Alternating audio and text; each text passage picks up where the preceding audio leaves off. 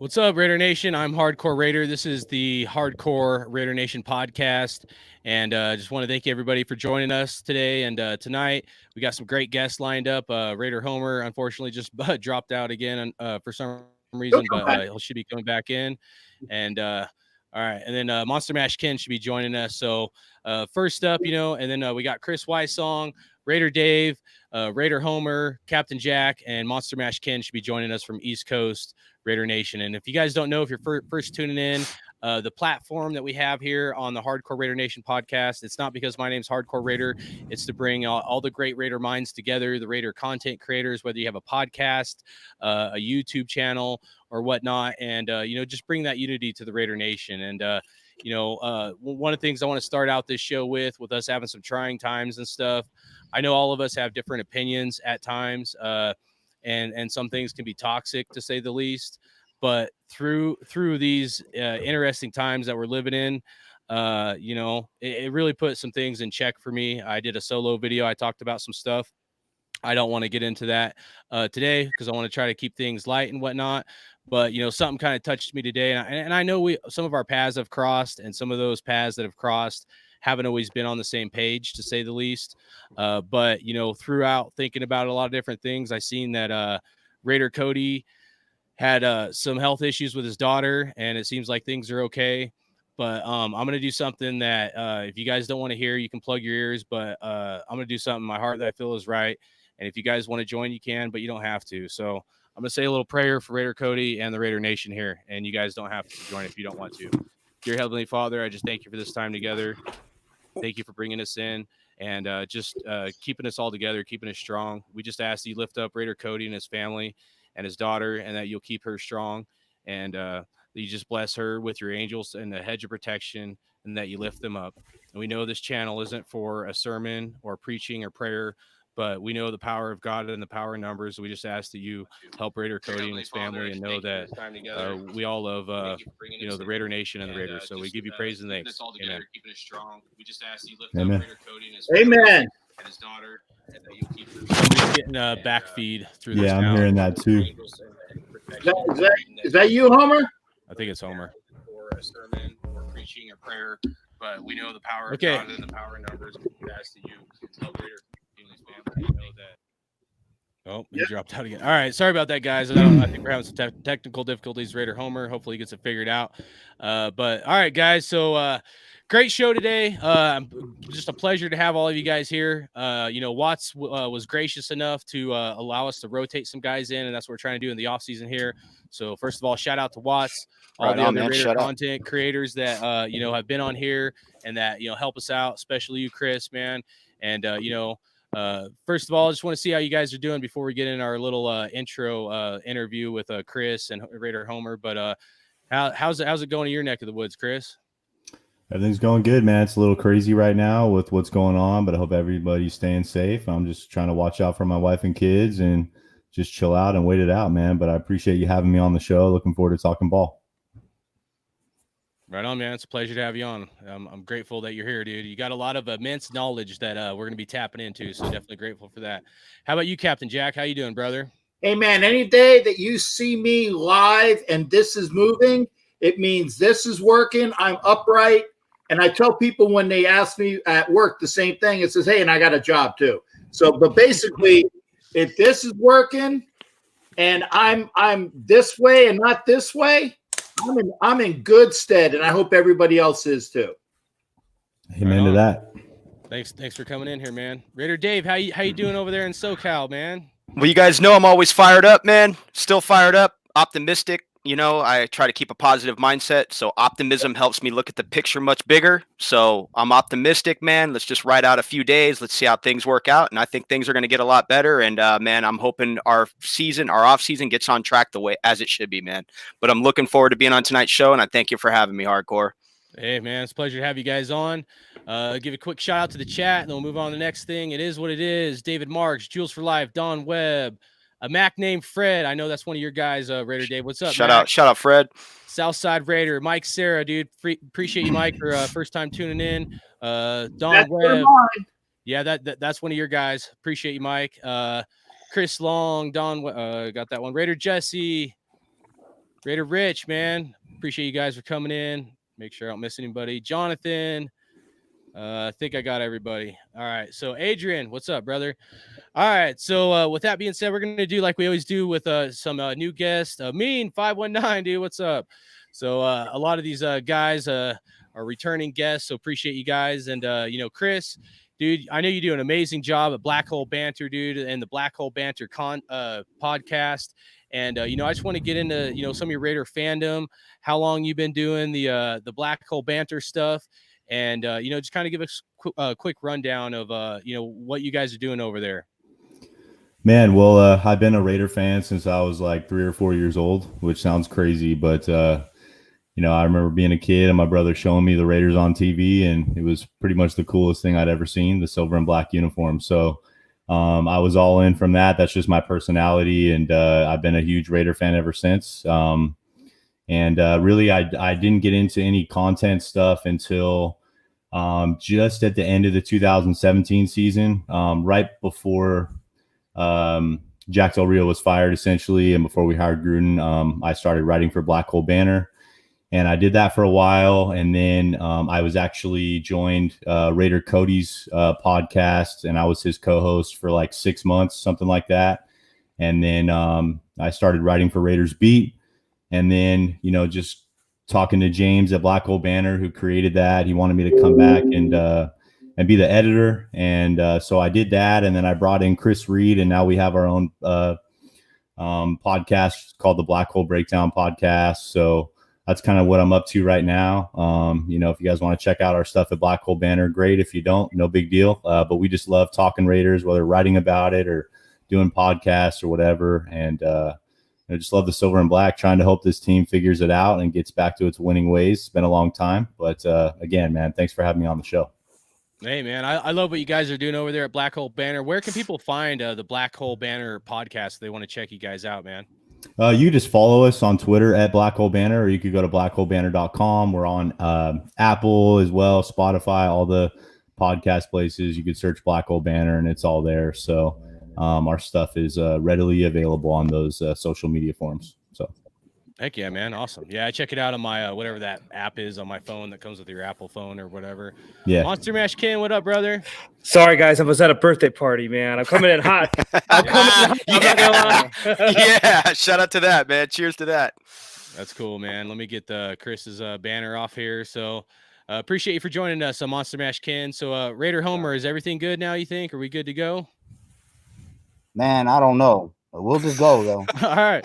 I hope so, man. But hey, it's a pleasure to have you on here, Raider Homer, dude. I know you've been doing your YouTube thing, and I know you've been a Raider fan for a long time. But we're gonna do like we always do here on this platform, and that's just kind of get in real quick your Raider fandom, about how long you've been a Raider fan, and then your YouTube channel, what inspired that, and like the kind of content you're bringing the Raider Nation over there on your YouTube channel for Raider Homer.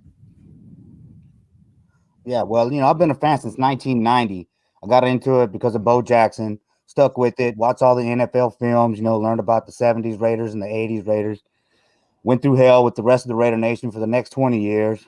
As far as the YouTube, I just, I have Bojack Fan ATX 1980, where I've made highlight videos. So I've always been a fan of making YouTube channels. And I was, online bullshitting with my president at the Silver and Black of Central Texas. And, of course, he's trashing Derek Carr. And I'm like, hey, man, Derek Carr this, Derek Carr that. And he said, hey, man, you're just being a homer. And so, it clicked. I thought, okay, well, you see all the memes and all that with Raider Homer, so I just went with it. And it's what I'm trying to do at first, it was just talk about the Raiders, connect with the Raider Nation, outside of Austin, Texas. But then as I started to talk to Wayne and my boss, and, they were talking about using a platform for positive things, that's where I started to expand what. Ah, crap. Yeah, And he has really good stories, too. Well, so hopefully he'll come back. Okay. All right. Shout out to Austin, Texas. That's all. Nice. All right. He'll come back. There we go. There we go. Am I back again? Yeah. Okay. All right. Well, anyways, what I want to do now is promote the Raider Nation as much as possible, because the Raider Nation does some great things out there. visiting children in hospitals, fundraisers, all of that. So, I try to focus on the Raider Nation on my channel because everybody can play, sports analysts or whatever, and it's the team, the players come and go. We're always going to be Raider fans, but the Raider Nation is forever. It's for life. So I like to promote the Raider Nation as much as possible. Hey, man, I love it, dude. You're doing some great things over there. I know you've had some great guests and whatnot, and we'll just try to work through this the best we can. So, all right. So with that being said, Captain Jack, dude, I know you've been doing some things for some subscribers, so I want you to tell everybody on Raider Nation about what you're doing to try to reach your goal for your subs. And I know you got some good promotions for the Raider Nation. And if you guys aren't subbed to me, sub to all these guys. Check them out, dude. They all put out some great content, as well as please sub to this channel. But this channel is mainly about bringing everybody together and promoting everybody else. But Captain Jack, tell everybody what's up with what you got going on with some promotions over there. Well, yeah, and thank you there, Hardcore. And again, gentlemen, all you gentlemen, if you don't know me, try to pop with me so I can get all of your channels and subscribe as well. I definitely believe in sharing the wealth. I'm trying to get the subscribers up to 1,000, to get the word out. I do my shows as well, and I've told people, I said, hey, when we get things going on, and I do several shows. I'm on your show, Hardcore. I've been with Raider Homer before. Obviously, I have my channel. I'm also going to be popping over and doing shows with the Raider Junkies. So we'll be doing shows there as well. But I tell people, let's get subscribed at 700. You're going to win yourself a Fred Biletnikoff. Not everybody. I don't have 750 of these. Okay. Right. But one person will win a Fred Biletnikoff autographed photo. It's not authenticated, but I saw it. Okay. It's really a Fred Biletnikoff photo. At 850, you're going to get a Raider prize pack. And I do have some people that are actually not Raider fans that subscribe to me. So if there's a non-Raider fan that wins, I'll do something for them. And of course, the big number 1,000, the 1,000th person gets a Marcus Allen full-size helmet, JSA approved. So if they can't, I'm giving it away, man. I'm serious. I'm going to have Dusty Johnson and his boys that do Razes help me out with it because I'm not mechanical like that. But I want folks to get out the word because I love everybody like you, Hardcore. I want to make sure that I'm out there with everybody. And if you guys got shows and I'm not busy, trust me, I'll be on your show and I won't shut up. I'm sorry, I'm talking too much. But hey, Raiders all the way since 72 in Philly, baby. That's my story, and I'm sticking to it. Hey, I love it, dude. And hey, those are some great gifts. I'll be honest. I'm doing like a little giveaway for 500. I'm at like 4 something right now. I'm doing like maybe like a $40 gift card for like NFL shop. And you got some awesome things over there that I'd love to have, but in my collection. So you guys make sure you check him out and subscribe to him, and hopefully you guys will be the winner of that. How far away are you from your 700 mark? Aren't you pretty close right now? Or I'm at like 630, I believe, the last time I checked. Okay. So we're getting there. Yeah, right on, man. We'll keep it growing. Appreciate it. And then let's give a quick shout out to the chat. I know Watts Raider came in here, dude. What's up, Watts? Appreciate you for tuning in, man. I know you took a break to allow some other guys to rotate in. So much love and respect to Watts. Adrian Raider, what's up? I think a couple other guys joined in. Edward, and who was, I think, John or someone. There's too many people in here to get them all. I apologize, but appreciate all you guys. Monster Mash Ken, dude, how you been, man? Oh man, it's a pleasure to be back. I had such a great time the last show. And Homer, you and I have connected a few times. Captain Jack, you don't know this, but at the Detroit game last year, the home game, I was walking right next to you down the stairs to Bart. And you were talking to somebody. I was trying to get there to say hi to you, but I was literally right next to you. Raider Dave, I'm sorry. I'm not too familiar with your content, but I'm happy to meet a new friend. Kris, there's obviously there's a little bit of history with the Cody and all that, but you were the reason why I listened to the Raider Cody podcast. And then when you left, I actually stopped listening a long time ago, but you definitely, you're doing great things, man. I know you just had a really big guest not too long ago, and you're definitely one of the voices. quote unquote voices of Raider Yeah, Nation. I'm not the voice of Raider Nation. Don't say that now. But yeah, I you appreciate know it, what man. I mean. Thank you. I always look up, to what you got to say. You really had some valid comments. Hardcore, like I said, it's a pleasure to be here. As far as the East Coast Nation, I thought about it like this. I'm not chasing likes. I'm not chasing people to subscribe. You either like it, you listen, great. If you don't, it's all right. It's not good for everybody. Our points are our own points. It's just kind of like if you came to our house and you're sitting in our garage and you're drinking some beers with us, that's the kind of what we want to get into there. I get messages all the time after a show about disagreements or whatever. I'm not trying to start the fire. Like I'm not anything. It's just my opinion. Like I don't, just because I want the Raiders to do something doesn't mean they're going to do it. And as far as like the stuff we're going to get into, I can't wait to get into it because it's obviously hot topics all around. But I'm really just honored to be here. Raider Nation for life, man. Right on. Right on. Appreciate you for coming on, and everybody here. This platform is for unity, and we're gonna get into some hot topics here, of course, and we're gonna keep it real. I know everybody's beating the Carr subject to death, and I apologize, but I know all you guys very well, and I know some of you guys have had some really interesting views on the quarterback position for the Raiders. But, the question I want to ask you guys isn't whether or not you want Derek Carr to be the quarterback. The question I want you guys to answer is a question I asked on the Hardcore Raider Nation podcast at the end of the year last year.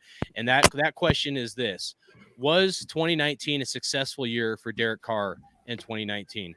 And we missed Dave. Dave, I'll say what up. Yo, what up, everybody? Raider Dave here, Grimecast Media.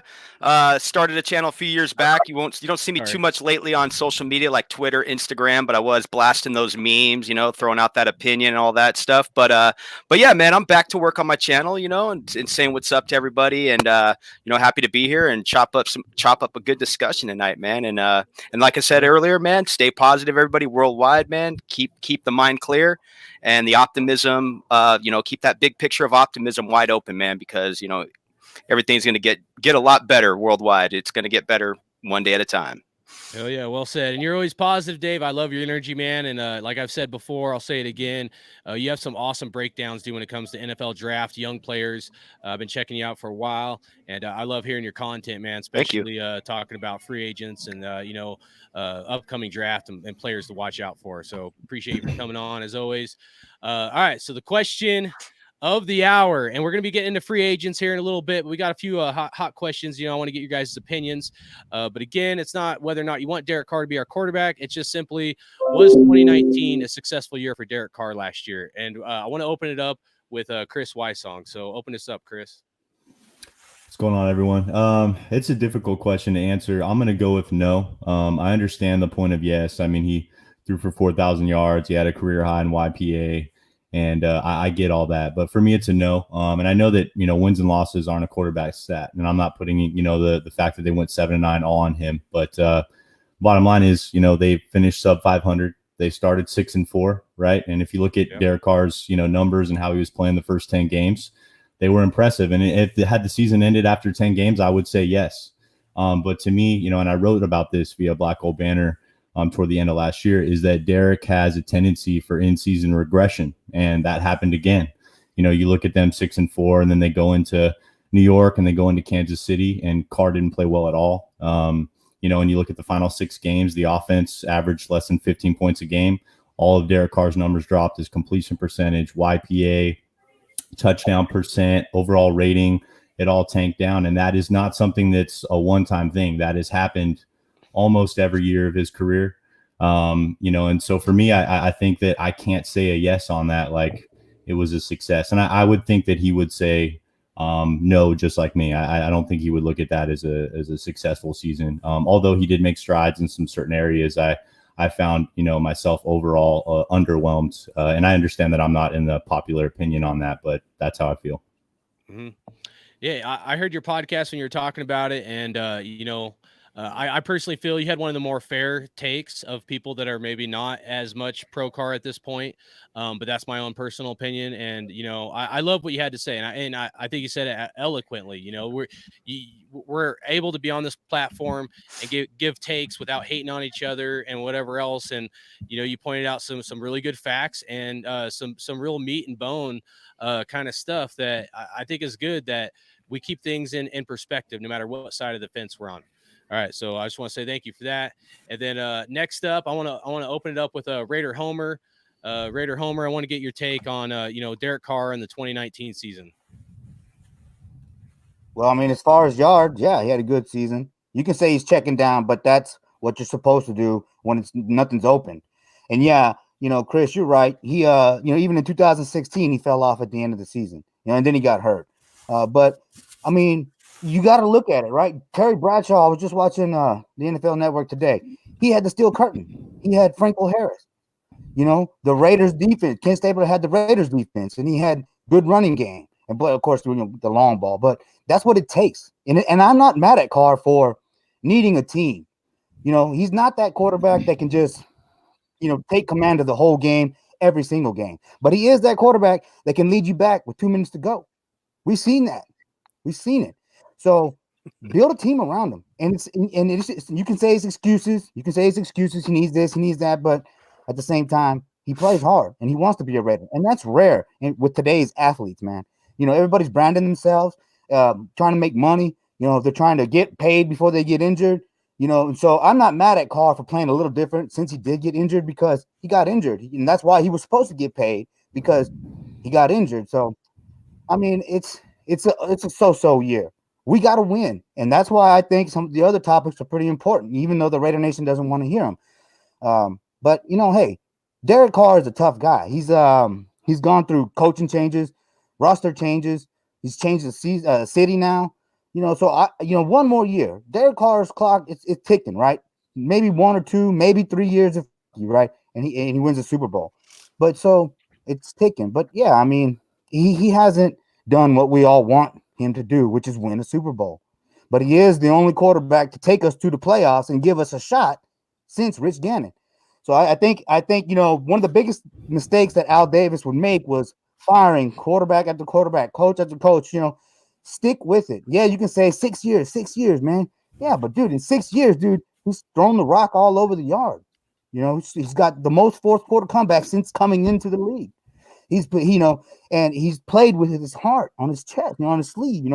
He's shown the Raider Nation that he loves you. He showed you, Raider Nation. Oh, damn. All right. He was on fire too. All right. So, but I think it was about done. But he had some interesting takes from definitely. He's back in. Hold on. He'll be back. You can't get rid of Homer. We're on my phone now.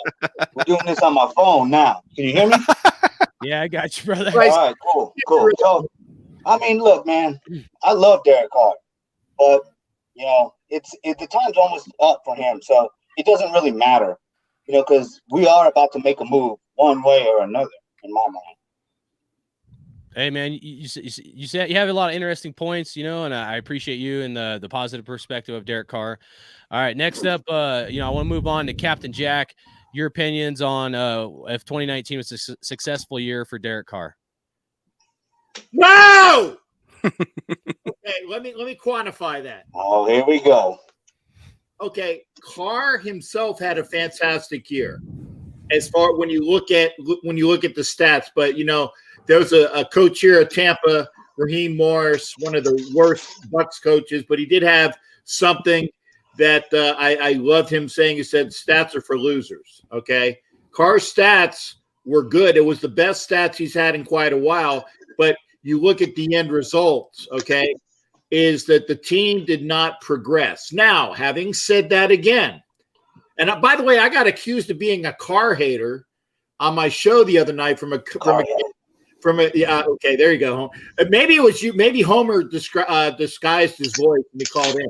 But guy did not know me, and it was a new caller. He said, "I'm a Carr." I said, "Dude, I am not a Carr hater." I said, he needs to continue to do the ascension, and he dropped off. Like Kris Wysong said, So he hit that peak, and then he just kind of belly flopped into. Now, granted, he needs receivers to throw the ball to. He actually's got the 3 best trios of tight ends in the league, and I mean that. The Raiders got the best 3 tight ends going for a tandem. Okay, he's got a great running back. He ain't got no effing wide receivers. He's got a great slot.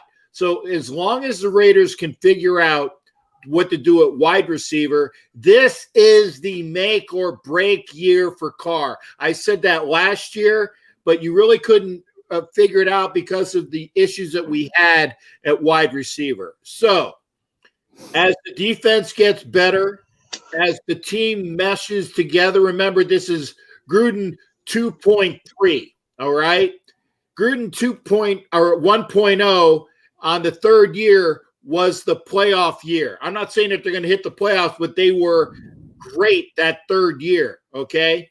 This is Gruden 2.3, 3rd year of the second tenure, and we need to see something out of the entire team and Derek.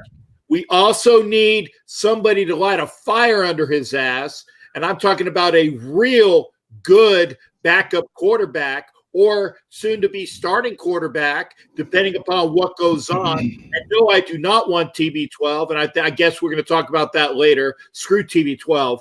But we need a good backup. Until we win a Super Bowl with them.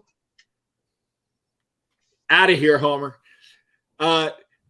No TB12, a good, reliable backup quarterback, and also a young stud in the draft. I want 3 quarterbacks this year. Derek Carr, somebody to push Carr, to be determined. Actually, I like that kid from the Eagles that Mayock liked and Gruden liked that's available. He's not getting enough pub. I can't. Sudfeld? What's his name? Sudfeld? Nate Sudfeld? Yeah, there you go. Sudfeld. Yeah. I'd love to have him come in, and then I want to have a kid in the draft, and there's plenty to be there, okay? Let's get somebody. And then we plugged holes everywhere else. There's no reason why we should not be at least a playoff contender. We got the Super Bowl winners in our division. It's going to be hard for them to knock them out, but there's no reason why we can't be in the playoffs this year if the team continues to ascend. Hey, well said. Appreciate that. Next up, want to go with you and your take, Monster Mash Ken. Oh, all right. So I've learned one thing. You know how you go to a dinner, you don't bring up politics, you don't bring up religion, and you don't bring up Derek Carr because it's going to start an argument. Oh, man. I'm trying to hear everything and absorb. I like Carr. I really do. I'm not like a fanatic or anything like that. I think he's a good guy. Did he have a successful year? Personally, like as an individual, yeah, I think he had a pretty good year. I mean, he protected the ball. He had great yardage, and obviously he could have thrown more touchdowns and stuff, whatever. But did that translate into any wins? I think some of it did, but not enough. And I think wins is what everybody's looking at. If Derek Carr went on a tear and literally the team goes 12 wins or whatever because of him, then yeah, that's what everybody wants. It just didn't happen. Here's the thing with Carr. I think that he came out, if he played every single game like he did that week 1 against Denver with lasers in his eyes, and he was like a Terminator, right? He played lights out. Then yeah, that's the Derek Carr that everybody wants and needs, but it just kind of fizzled out. And I think what happened is, you go back to the Green Bay game, he was going neck and neck with Aaron Rodgers. And then I think Josh Jacobs gets hurt, right? Yeah. And I think that was kind of the shift right there. Also, I think the game before that, that's when we saw Tyrell Williams with the foot problem. We lose him, and he was just inconsistent there. Those are the 2 major losses for him. Then he starts throwing more to Waller and to the rookie tight end there. And they double team Waller. And yeah, you take Waller out, and Jacobs is hurt. What do you got? Yep. And I think he was trying to make things happen, and it just wasn't there. And unfortunately for Derek Carr, time is up with Raider Nation. But the thing is, I think the question is, did Derek Carr have a good season? I think the question should be, are we further along with Derek Carr in the mix or without? Are we closer to a championship with Derek Carr or without? I think that's the defense that needs to, we need to figure that out. And then I agree with Captain Jack, getting these a secondary quarterback and somebody to groom to take over for Carr, because I don't see him being in long-term picture at all. But bottom line, did Derek Carr have a successful season? Statistically, yes. For the team, hell no. The whole team was garbage. The defense was garbage. At points, they did pretty good. We were in some games, but it just didn't fall. The ball didn't fall the way we wanted to. I no matter what happens at quarterback this offseason, I'm going to be cheering for that quarterback, unless it's Cam Newton. Fuck that. I hate Cam Newton. But anybody that comes in, I like Jalen Hurts. I'm a Jalen Hurts guy. I think he might be somebody that could be groomed. Not definitely starting, though. There's so many possibilities out there. If Tom Brady, I'll reserve my thoughts on Tom Brady till later. I know you're going to go, Okay, but yeah, I think that Carr did have statistically a good season, but it did not translate into wins like we wanted to, and that's the problem. Hey, Ken, remember he fumbled the ball at Green Bay, and that was the damn turning point. You can't stop Aaron Rodgers. What do you mean? What's the turning point? I mean, if you can't stop an offense with your defense, dude, you're not going to win games. Let's just be real about it. You're not going to win without a defense. We're going to be real about it. You know why he fumbled that ball? He's playing too much pool basketball in the summer, dude. He thought he could dunk the ball in the end zone again, and I'm so tired of it was a bad decision. Do y'all want him to run and give an effort and try, or do y'all not? Because that's what he did. Yes, he lost the ball. It was annoying, but I'm just saying. I'll say this. I appreciate the effort he gave in that game, and when we played the Chiefs and he did that dive, that showed a lot of heart, and I'll give you that. And when he dove over the end zone, dude, right? Everybody wants him to run. When he slid and they didn't stop the clock. I agree with that, though, that we have to be fair, but I'm just saying that I think we're creatures of habit, and at times that pool basketball stuff kind of haunted him, not once but twice, and it's haunted us as Raider Nation twice. So but with that being said, I'm gonna Packers 2 times. Okay, he lost the Cowboys game because of that crap. That was the index card too that screwed that game up. Come on now. Ken, I'm very sorry. I needed to remember to say, if he wouldn't have done that, maybe we could have kept with him. That was the only thing. But I'll shut up. I apologize. Go ahead, Dave. All right. So I was a huge Carr supporter for like about 5.5 years. Die hard, man. And I blame Raider Dave while I switched the sides of the fence, because he enlightened my eyes. And with that being said, Raider Dave, I want to hear your take on if 2019 was a successful year for Derek Carr. No, it wasn't, man. I do not view it as a successful year. I agree with what Kris was saying. He was on the right track, 6-4 start. But the 2 games that stand up to me, I'm going to jump off that Green Bay game, the Kansas City game.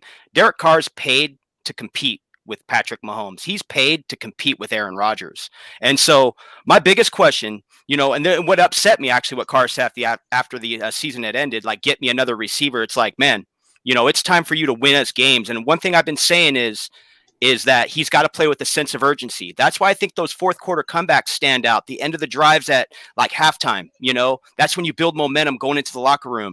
Those 2-minute drives at the end of the game to get the win, whether it's a field goal to win the game, whether it's a touchdown, he's got those. But at some point we got to figure out what fits best for Derek Carr. We've gotten him the offensive line, the wide receivers. I know there was a lot of drops. I think Tyrell Williams had like 5 drops. Hunter Renfrow had quite a few drops. Yeah, key parts of the game that could have led to a win. So I get all that stuff. But at the end of the day, the quarterback position is graded off wins, points. Another thing is touchdowns, man. His touchdowns, that 2016 year, I think he had like 30 plus touchdowns. I'm waiting for the 35 plus touchdowns. He got that contract after that 2016 year. I'm not trying to be too hard on him. I've been kind of fair, but that Kansas City game really stood out to me, man. And that pass to Tyrell Williams in the corner of the end zone, there's so much argument around that. And I blame that on Derek Carr. And I'm not going to sit here and say I'm an offensive guru or anything like that. What I'm saying is he put that ball where you're supposed to put the football where only your wide receiver can get it in a one-on-one matchup. And I felt like that he was just too loose. There's times he plays too loose, and I like how he delivers the football across the field. He has every bit of a capability of an NFL quarterback, an elite NFL quarterback. However, he's just got to take it to that next level. And I felt like we needed to see a lot more of that last year. Got to write off the 2018 season. I mean, Gruden gutted the team. That really wasn't fair. He had no offensive line. He was getting killed back there. But this year, man, I just felt like there was times like, and maybe we just didn't have the personnel. I just don't kind of like that excuse because you got Darren Waller, you got Foster Morrow, you got Tyrell Williams. He was throwing nice back shoulder passes to Tyrell Williams early on the game or early on the season. I don't know what happened there, why they got away from that, but you got one of the better running backs, up and coming running backs in the league. It's going to be interesting in these next few days. We've heard a lot of rumors the last 3 days.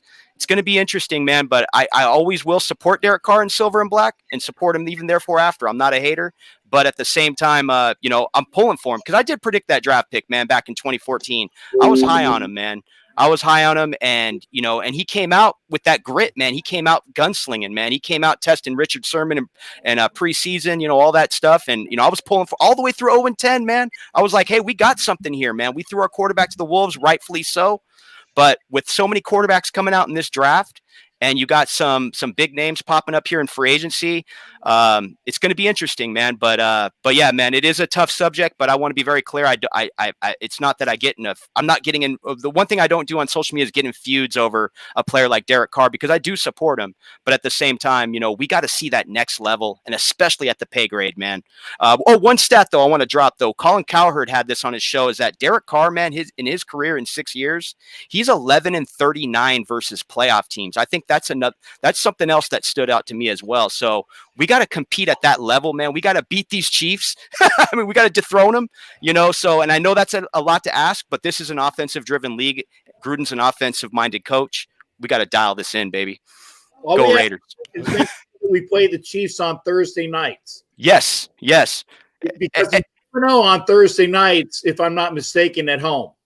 Yes, and not only that, but give me some extra dirty football when we play the Chiefs. Let's lay some cheap shots. Let's get back to Raider football, what we saw the first run with John Gruden, man. I want to get back to that. I want to see Jonathan Abram lighten some fools up. Though, with Perfect, and that we shot ourselves in the foot. That sucked. Yeah, I know that sucked. And that's what kind of my point, like with building a defense and staying with offense and all that, like that Perfect's a great example. This is an offensive driven league. And this is what the NFL is making their money on these days, man. And this is what the fans seem to want. That's what's getting the TV ratings up. So yeah, man, it sucks to be an NFL quarterback these days. But literally, that's what is asked of you, to get wins, get points, and get championships. Real quick, I just want to say this real quick. Colin Cowherd might not have his stats right.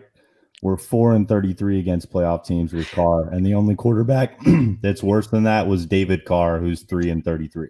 Okay, yeah, you know what? And he did say that. You're right. He did say that. I found the stat differently though, and I can't remember. 7-66 as brothers, which is incredible. And I'm not saying it's their fault, but that's crazy. Yeah, no, and he did. That's exactly what Colin Cowherd did say. I just found a discrepancy in it, man. I found 11 wins, and I can't. And like I said, man, after it's just popping in and out of information sites and all that. But yeah, that's what I found. You know what I mean? But yeah, it could be four. Was it 4-39? You said 4-33 is 4-33. Yeah. So. Right. Hey, Raider Dave, you said that awesomely. Raider Homer, I know you're over there. You're about ready to pee your pants, man. We're at 38 minutes, and we're still talking about Derek Carr. Make it quick. I love you, though. Right. Carr is somewhere between Brad Johnson and Rich Gannon, right? You have to build a defense around him, and there's nothing wrong with that because Brad Johnson won a Super Bowl with John Gruden with an elite defense. Build a defense, right? You talk about don't throw his stats around, Derek Carr's stats, well then don't throw the other stats. So yes, we want to win, but still, you give that guy a defense, man. Give that guy a defense first. That's all I'm saying because he can win with the defense. He can do the fourth quarter comeback. You mean the Monty Kiffin defense that Gruden was tagging? No, I'm not saying the Tampa 2. I don't want the Tampa 2. That's a little outdated. But I'm saying give him an elite defense. That's tough when you're the way the Raiders are trending right now. They're spending offensively. Carr makes $20-25 million a year. They paid Trent Brown a record contract at offensive tackle. Gruden is not trending this team to be dominant defensively ever. Right, but we're trending to be dominant offensively. They're trying to draft and we can hope that we can have a defense that gets to average at some point. We're never going to have an elite defense unless we start ponying up, and that's not where they're going. Where you talk about these rumors where Carr could go to the Chicago Bears, for an example. they have an elite defense there that could use an average quarterback that could help them. But with the way this is trending, we need a quarterback to be special to take our offense to a level that's good, because we're never going to have an elite defense. You're not going to have Carr have everything perfect around him and then also have an elite defense on the other side. That dream is going to stay a dream. It's never going to happen. You have to be realistic about it. But let me ask you this, Kris, real quick. So is this an offensive driven league now or a defensive driven league? It's an offensive driven league, and the Raiders are certainly trying to cater to that. Okay. All right. Make it quick, man. All right. Real quick. Minutes. Still talking about Derek Carr. 2 points. Not about Derek Carr. When do you draw the line when it's Derek Carr and John Gruden's play calling that I truly believe Carr is following what Gruden's telling him to do? And second, I agree with Kris. It is an offensive-driven league, and I think that just kind of goes back to ratings. People want to see high-scoring games. That's why we're getting all these bullshit defensive calls that just don't make any goddamn sense to anybody. And they want people to tune in, and they want the fantasy football players to tune in. It's not about the players anymore. It's not about defense. It's not about the Jack Tatums anymore. It's about the Mahomes that can get away, that just launches the ball downfield 60 yards to get a touchdown. That's what it is. It's just a different time. But I think everybody's got to think about one thing. When does John Gruden come into the picture? Is it his play calling that, look at Carr. He was doing great with Musgrave and Del Rio. He had a good season throwing the ball downfield. Now it's kind of these, like Raider Homer said, it's kind of these shorter passes that the West Coast offense. Anyway, I'm done talking about Carr. I just want them to win. Right. That's all. All right. So I be honest with you guys and everybody in the chat. Appreciate everybody for tuning in. I know this is a controversial subject. I didn't want to talk about it. Here's I'm gonna tell you guys real quick why I wanted this to be a subject for us to talk about. For one, all you guys have some interesting views, and I think that's good for the listeners to hear all different sides of the story. You know what I mean? All different sides of the spectrum and whatnot. And the other thing is like I'm pretty emotional. Sometimes a month may pass or something after I'm like done being pissed off the Raiders lost, especially if we had like a chance to do something with the season. And maybe after my emotions die down, I'll have a different perspective. So, however, my perspective at this point has not changed with Derek Carr, and I'm ready to explore options to move on. But I still wanted to bring that up and hear your guys' take. So I appreciate everybody. And I know it's a controversial thing, and not trying to create strife and stuff, dude. That's not what this is about. But I'm going to give my last little take after this 1.5-minute long video. Buckle up. I'm not going anywhere. This is my team, and it will be for the next however long I want to play. Some guys are going to just get in your face and scream at you. I don't learn that way, because I'm like, I don't. And what are we really doing? We're just saying loud words. I'm not going to yell at you. I'm not going to, try and show you up. Every game you can't go out there and score 30, score 21 points and, call it a day. I don't want anyone to take anything away from the play that he made because it was very impressive. You have to give them the credit because they did a good job on this. We did put ourselves in position to make a run, and we didn't do it. It's just as simple as that, right? I leave those kind of things up to coach. My job is just to go through my reads and put the ball where coach wants it. Oh gosh, what's new with our crowd? Yeah, whenever we don't win, that's going to happen. I'm sure they don't want to hear anything right now. That's my answer, man. Nobody cares. Happened before. Like, been here long enough. You play here long enough, it'll happen. But I don't think anything of it. It's happened for 6 years. But the thing that I like this week, that was better than last week, nobody gave up. So at the end of the day, I've been doing this long enough to know nobody cares, even if that's the case. Is that a certainty your quarterback is in? I'm not going to get into all the next year scenarios. I'm just going to say that 7-9 is a step forward. Statistically, I think we took a step forward. We got to get a lot of guys healthy, and we got a lot of things to look at and evaluate before we start making any assumptions. Negative 47% chance that they were going to draft somebody in my mind. I think it's time for some fresh air. All right, so my end result was this, and the tipping point, like Raider Dave said, is this is an offensive base league now, and Kris said, and we need to be able to look at things from a perspective like how do we battle the Chiefs? We can have, in my opinion, like one of the best defenses there is, and unless we really just nail free agency in the draft, it's gonna be really hard to go against that team. We got to be able to score points. Derek Carr said some things throughout the season that to me. I don't want to like test his character, but some leadership qualities that really let me down as a Raiders fan. And when he said some of those things, the line in the sand, I know he's upset because people are throwing stuff at him and booing him, and anybody would be hurt. Let's be real. I'll be real. I would be hurt if I was him and I put what Carr has put into this team. Okay. But when he called out Raider Nation and he, said what he said about calling us out, that was it for me. We were 6-4. We had injuries. I understand that. And I understand everybody's take where we're at. I believe his record, I think, is like 17-35 since his contract. So he's making top dog money. He's been making top dog money for maybe above average performances. And at this point, it hasn't got it done. And if we look at Tom Brady and some of the other quarterbacks in the NFL, the best of the best, the guys that maybe are making more money or that's controversial. But if you're getting paid like that, you should bring out the best in your players. You should be there on the sidelines, getting them riled up, reviewing the playbook, always be that leader that you need to rally up the troops. And I didn't see that. I went to the Broncos game, last game of the year. I seen him miss Hunter Renfrow for a touchdown. And I see him going to the bench and sitting down. I see him talking to John Gruden and John Gruden walking away in mid-sentence. So for me, those things were the lines in the sand. If the Raiders keep him, I'm like a lot of Raider fans. I'll support him. I'm not going to hate on him. I haven't been hating on him. I'm not a Carr hater. I just think that I'm willing to explore other options. So with that being said, 46 minutes. Dang. All right. Make it quick, guys.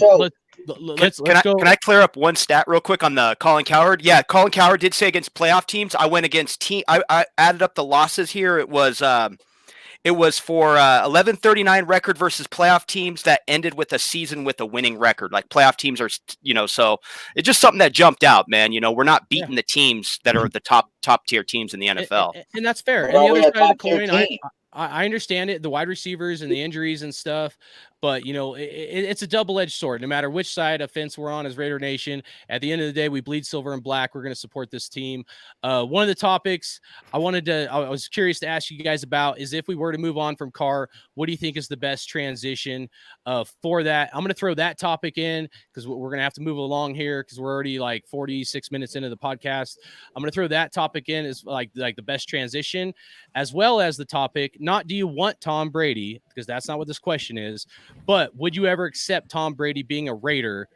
If you wouldn't accept Tom Brady being a Raider, what would Tom Brady have to do for you to accept Tom Brady being a Raider? And we all know as Raider fans that there's numerous reasons from the Tuck game of why we hate Tom Brady and why that would be a hard pill to swallow. But Monster Mash Ken, I'll let you open it up. How about that, brother? Okay, Tom Brady, real quick. Okay, I hate the guy. You hate him just like you hate Mahomes because they're good and they're winners and our team loses against them. That's bottom line.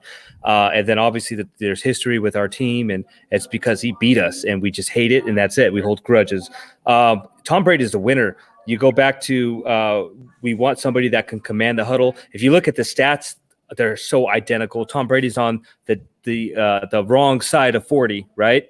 But I think, if you bring Tom Brady in, if Gruden decides to do that, I think the question that I'm more concerned about is the value you get for Carr. You can't have both those quarterbacks on your team.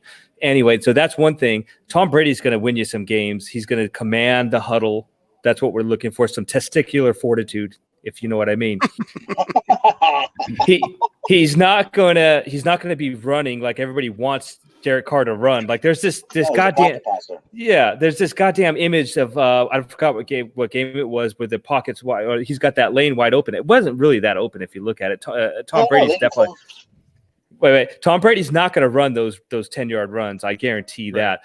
He's got to definitely have like everything open for him to run. So, do I want Tom Brady? No. But if he comes, would you accept him as a Raider?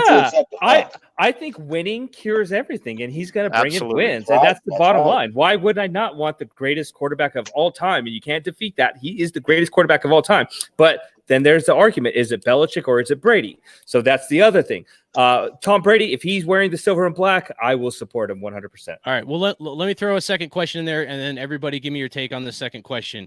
How many more wins would Tom Brady give the Raiders than Derek Carr? And I know free agency, draft, there's a lot of different things in that, but just like a guesstimate, what do you think, Ken, that Brady might give us 1 or 2 wins?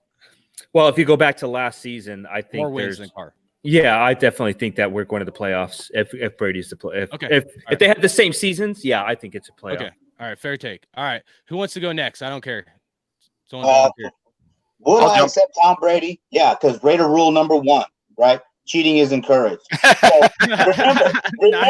remember, you go back to the Tuck rule. I saw that shit, okay? Yep. It was not the Patriots that cheated us. It was the NFL that cheated us, okay? So put that shit out. You want that winner. He's going to sell seats. That's what we were just talking about, Carr. He's got maybe 1 to 2 years at the most, right? Hopefully 3. But Tom Brady's got the same amount of years. So he's going to put asses in those seats. And he's going to get you more wins. Now, you still got to put a defense around him. You know what I mean? He had a great defense in New England last year. You know, but I would accept Tom Brady if he came in and won a Super Bowl. You know, I'll hang his goddamn jersey next to Bo Jackson's right here. You know? That's what it's about. That's what we're talking about, winning, right? He's gonna come in and win because he Carr, right? We all talk about him not having the fire under his ass. Brady, he just doesn't need that for some reason. He's like Cool Joe, you know. He steps in and he plays well.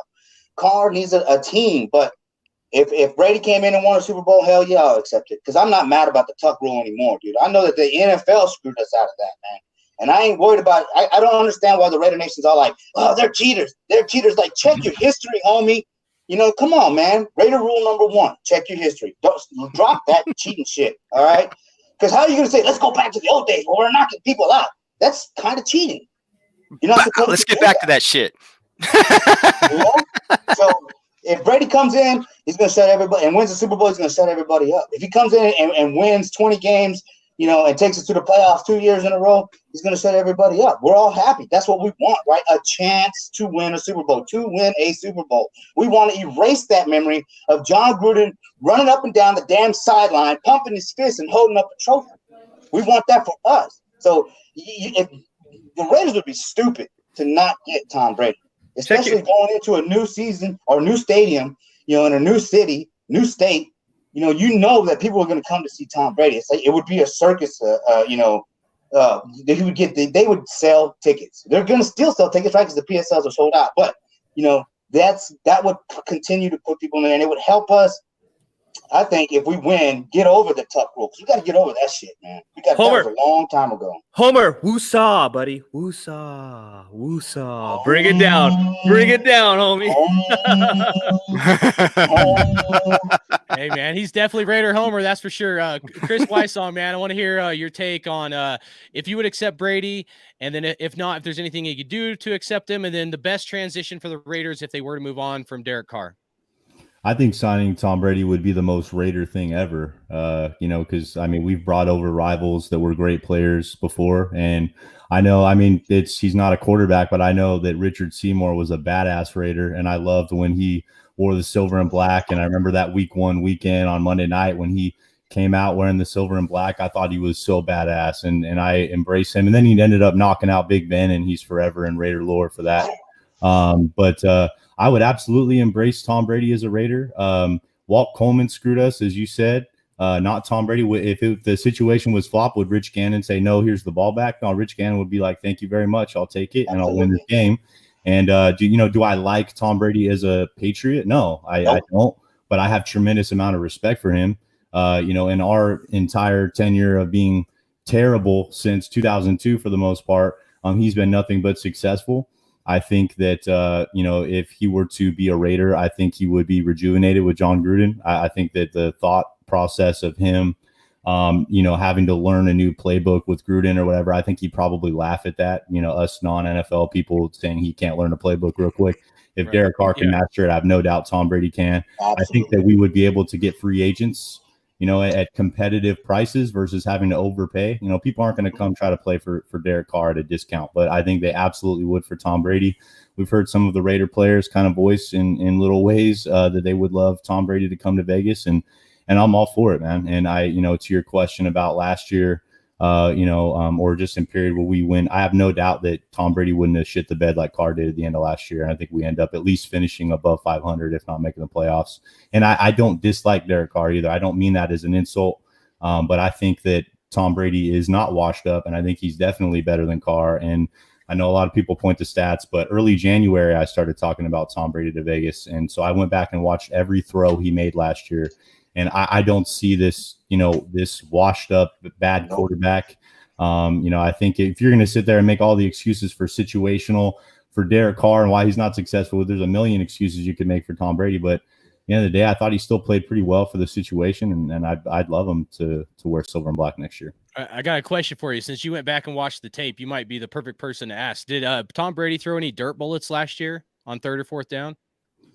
Not only on 4th down that I can remember, but there were some throwaways. Yeah, for sure. I think he was even. Dirt bullets. I'm not saying throwaways. I'm saying dirt bullets. Dirt bullet, like on just throwing it away on 4th down. Not that I remember. No, but yeah, he threw some in the ground. Yeah, he did. Okay, all right. Yeah, not on 4th down, but not on 4th and down. By the way, I was there when Carr threw that ball away against Tennessee. I was at that game too. A little part of my, Carr standum, which I for years and years was called that, died a little bit. Like that to me was just, I fought so much and argued so much about Derek Carr being the fire competitor, but like an ultimate champion competitor doesn't throw that away. And I know that they weren't going to win the game. I get that, but that's not the point of it. Like this whole thing is about putting it all on the line, and Derek doesn't do that enough to me. And and it doesn't mean he's not a good football player. I mean, Derek Carr is one of the best 15 NFL quarterbacks in the world right now. I think that's pretty good. But I think he does good when games are competitive, but like when we're getting blown out, I think it's like this like self-crushing thing, like mentally is hard for him to surpass. But let's keep moving forward. Raider Dave, I want to hear your take on the questions there. If what's best transition if the Raiders move on at QB, and then your take on Tom Brady and whatnot. I'll let you jump in, Mosh. Go for it, man. No, I just want to shout out the chat room real quick. That chat room's on fire. What'd he say? Let's get fired up. Check it out. Jewels of life. Represent, brother. You know what's up. All right, sorry, say it, Raider Dave. All right, cool. Right on, man. So Brady, man, totally gonna help your brand in Vegas, man. You want to get the city lit. This is a brand new franchise walking into a brand new situation. First time we're ever going to see NFL in Las Vegas. We know the Las Vegas Knights were a hit. You want Brady in for branding reasons, to build that brand, build that excitement, attract free agents. I think with Tom Brady on the roster, he elevates the locker room, man. The winning culture starts to breed right away. The mentality starts to breed. Now, as far as trading Derek Carr, I think Derek Carr, you could possibly muster up 2 second-round picks, maybe a first-round pick, maybe who knows? You got Mike Mayock, who just talked him up pretty good, in my opinion. You got a first for Cooper. Yeah, exactly. I think Mike Mayock has shown us with negotiations, and not only that, we're heading into a tax-free situation that we're unfamiliar with this. So we got to see what the market's like, and not only that, the trade value, what's going to go down. So I think there's value there as far as trading Derek Carr. You can pitch to a team. There's always teams looking for a quarterback, but I just think Tom Brady brings everything you would want as a quarterback. You're bringing in a legend, man. And not only that, but as far as his skill set, I think he still has it, as Kris was saying. I think number one, he's seen every defense in the league. He's seen every look. He understands what he sees when he breaks down film, what he's going to share with his teammates, how this is going to build as a whole. But I think just Tom Brady overall, man. And you think about like bringing ex-players from rivals. Think about Bill Romanowski. He won 2 Super Bowls with the 49ers. He won 2 Super Bowls with the freaking Broncos. That guy laid Gannon out a few times, man. I mean, viciously. Right. And that guy embraces his culture, his career as a Raider. He's on Raider talk shows and shit, not Broncos. I mean, so it's all about our culture, what we have here as a fan base, from the organization to us, worldwide, you name it. And bringing in a player like Tom Brady, I think it gets us all excited. I think we know what we understand as fans that, we're going to embrace him as our quarterback. And I don't see anything wrong with it. And you think of like players like Bill Romanowski, Rich Gannon, who came from the Chiefs. I remember when Elvis Gerback got that big contract, man, everybody was like, Gannon's washed up. And I'm like, I don't know, man. There's this dude from Philadelphia here, this offensive coordinator named John Gruden, who sees something in him. I see it. Let's do this, and sure as shit, Gannon leads us to a freaking 3 AFC championships and a Super Bowl appearance. The only problem is in that 3-year period, We got screwed over, not just in the Patriots game. We got screwed over in the Baltimore game. Freaking Saragusa knocked out Gannon. Yeah. We had the Andre Rison touchdown taken away by the refs. That was shitty. I was all for replay at that point.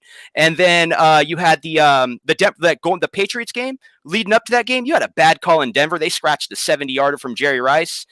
Things that led up to us being on the road in New England. That pissed me off to begin with. And then that tuck rule to close that out. You get to the Super Bowl the following year, and just so happens you traded away John Gruden, and now you got to face him in the Super Bowl. We were just shit out of luck, man, that 3-year period. That was a team that could have been the dynasty in the AFC the next 10 years, and it just didn't work out, and we're trying to rebuild that. We're trying to renew that right now with John Gruden. Now that, Mark Davis is in control, we're trying to renew that, man. So whatever it takes, in my opinion, by all means, like Khalil Mack used to say, by all means, let's get this. Let's get this. Oh, yeah, well said. And, Bill Romanowski, I live here in Colorado. I go to the Denver games sometimes, and, he's on the sidelines of the Raiders signing autographs. He doesn't even go over to the Donkeyville side. So, you know what I'm saying? Even though he was with us a short minute, and I know people might disagree with that. I mean, the dude's a Raider, at least in his blood. But Captain Jack, want to get your takes on QB transition and Tom Brady. I'm glad you saved me for last. Oh God, here we go. I'll grab a beer. I'll be right back. Here it comes, guys. Here, buckle up. Yeah, buckle the fuck up because I'm gonna go off. Okay. First off, and I apologize for my F-bomb. I'm gonna wait to see exactly what I'm gonna say at the very end. But here's the thing. I'm gonna start with this. Kris, if you said that Brady is still enough for us, I'll respect that. But I will say that he has gotten progressively worse. If you want to hitch your wagon to a 42-year-old quarterback, that gets every call in the book because of the colors that he's wearing in red, white, and blue, and for the team that he's wearing, and that they're playing in the AFC least, and I said that correctly, the AFC least, which they're guaranteed 5 wins in their division every year. They're going to lose to the Dolphins at least once. And check that. They always lose to the effing Dolphins. Okay? They got 5 wins in their division. They get every call in the book because they are the prima donnas of everybody else. If you say he's good to go, I'll respect that. He does have that good touch. He does have the good reads. I'll give you that as well. But the man is 42 years old, okay? The only good thing that if we could bring in some receivers for Brady, maybe it'll help whoever the hell is our quarterback. I firmly believe that, okay? Now, and again, you're right there, Dave. We got screwed with Tony Serafazzo busting up on and I talked to that asshole coach when he was down in Gitmo when I was down there. I got a football from him. What's his nose? Brian Billick. Fuck you, Brian. Yeah, Billick. bro. Oh, yeah. Anyway, he said. Well, he had Marvin Lewis as his defensive coordinator too at that time. Well, and he said, "No, we had that game," and I just went, but I kept my tongue. I wanted to say, "Yeah, fuck you, Brian," but yeah. Sorry, I didn't mean to get fired up. I apologize. I wasn't able to say that because we were on live on FCC regulations, so I couldn't do that. Okay, rack 'em. There you go. But the thing is that Fatso did that. The call in Denver, where I think Frank Middleton exhaled, and they called an illegal procedure on him. Bullshit. Which was it's tripping call, actually, if I remember. Wisniewski, they called Wisniewski. Wobbly jumped over him, and they called like a tripping call or some shit. Yeah, well, Frank probably exhaled on another game. It was the Chiefs game. But yeah, we lost 2 games that year, which put us in New England anyway.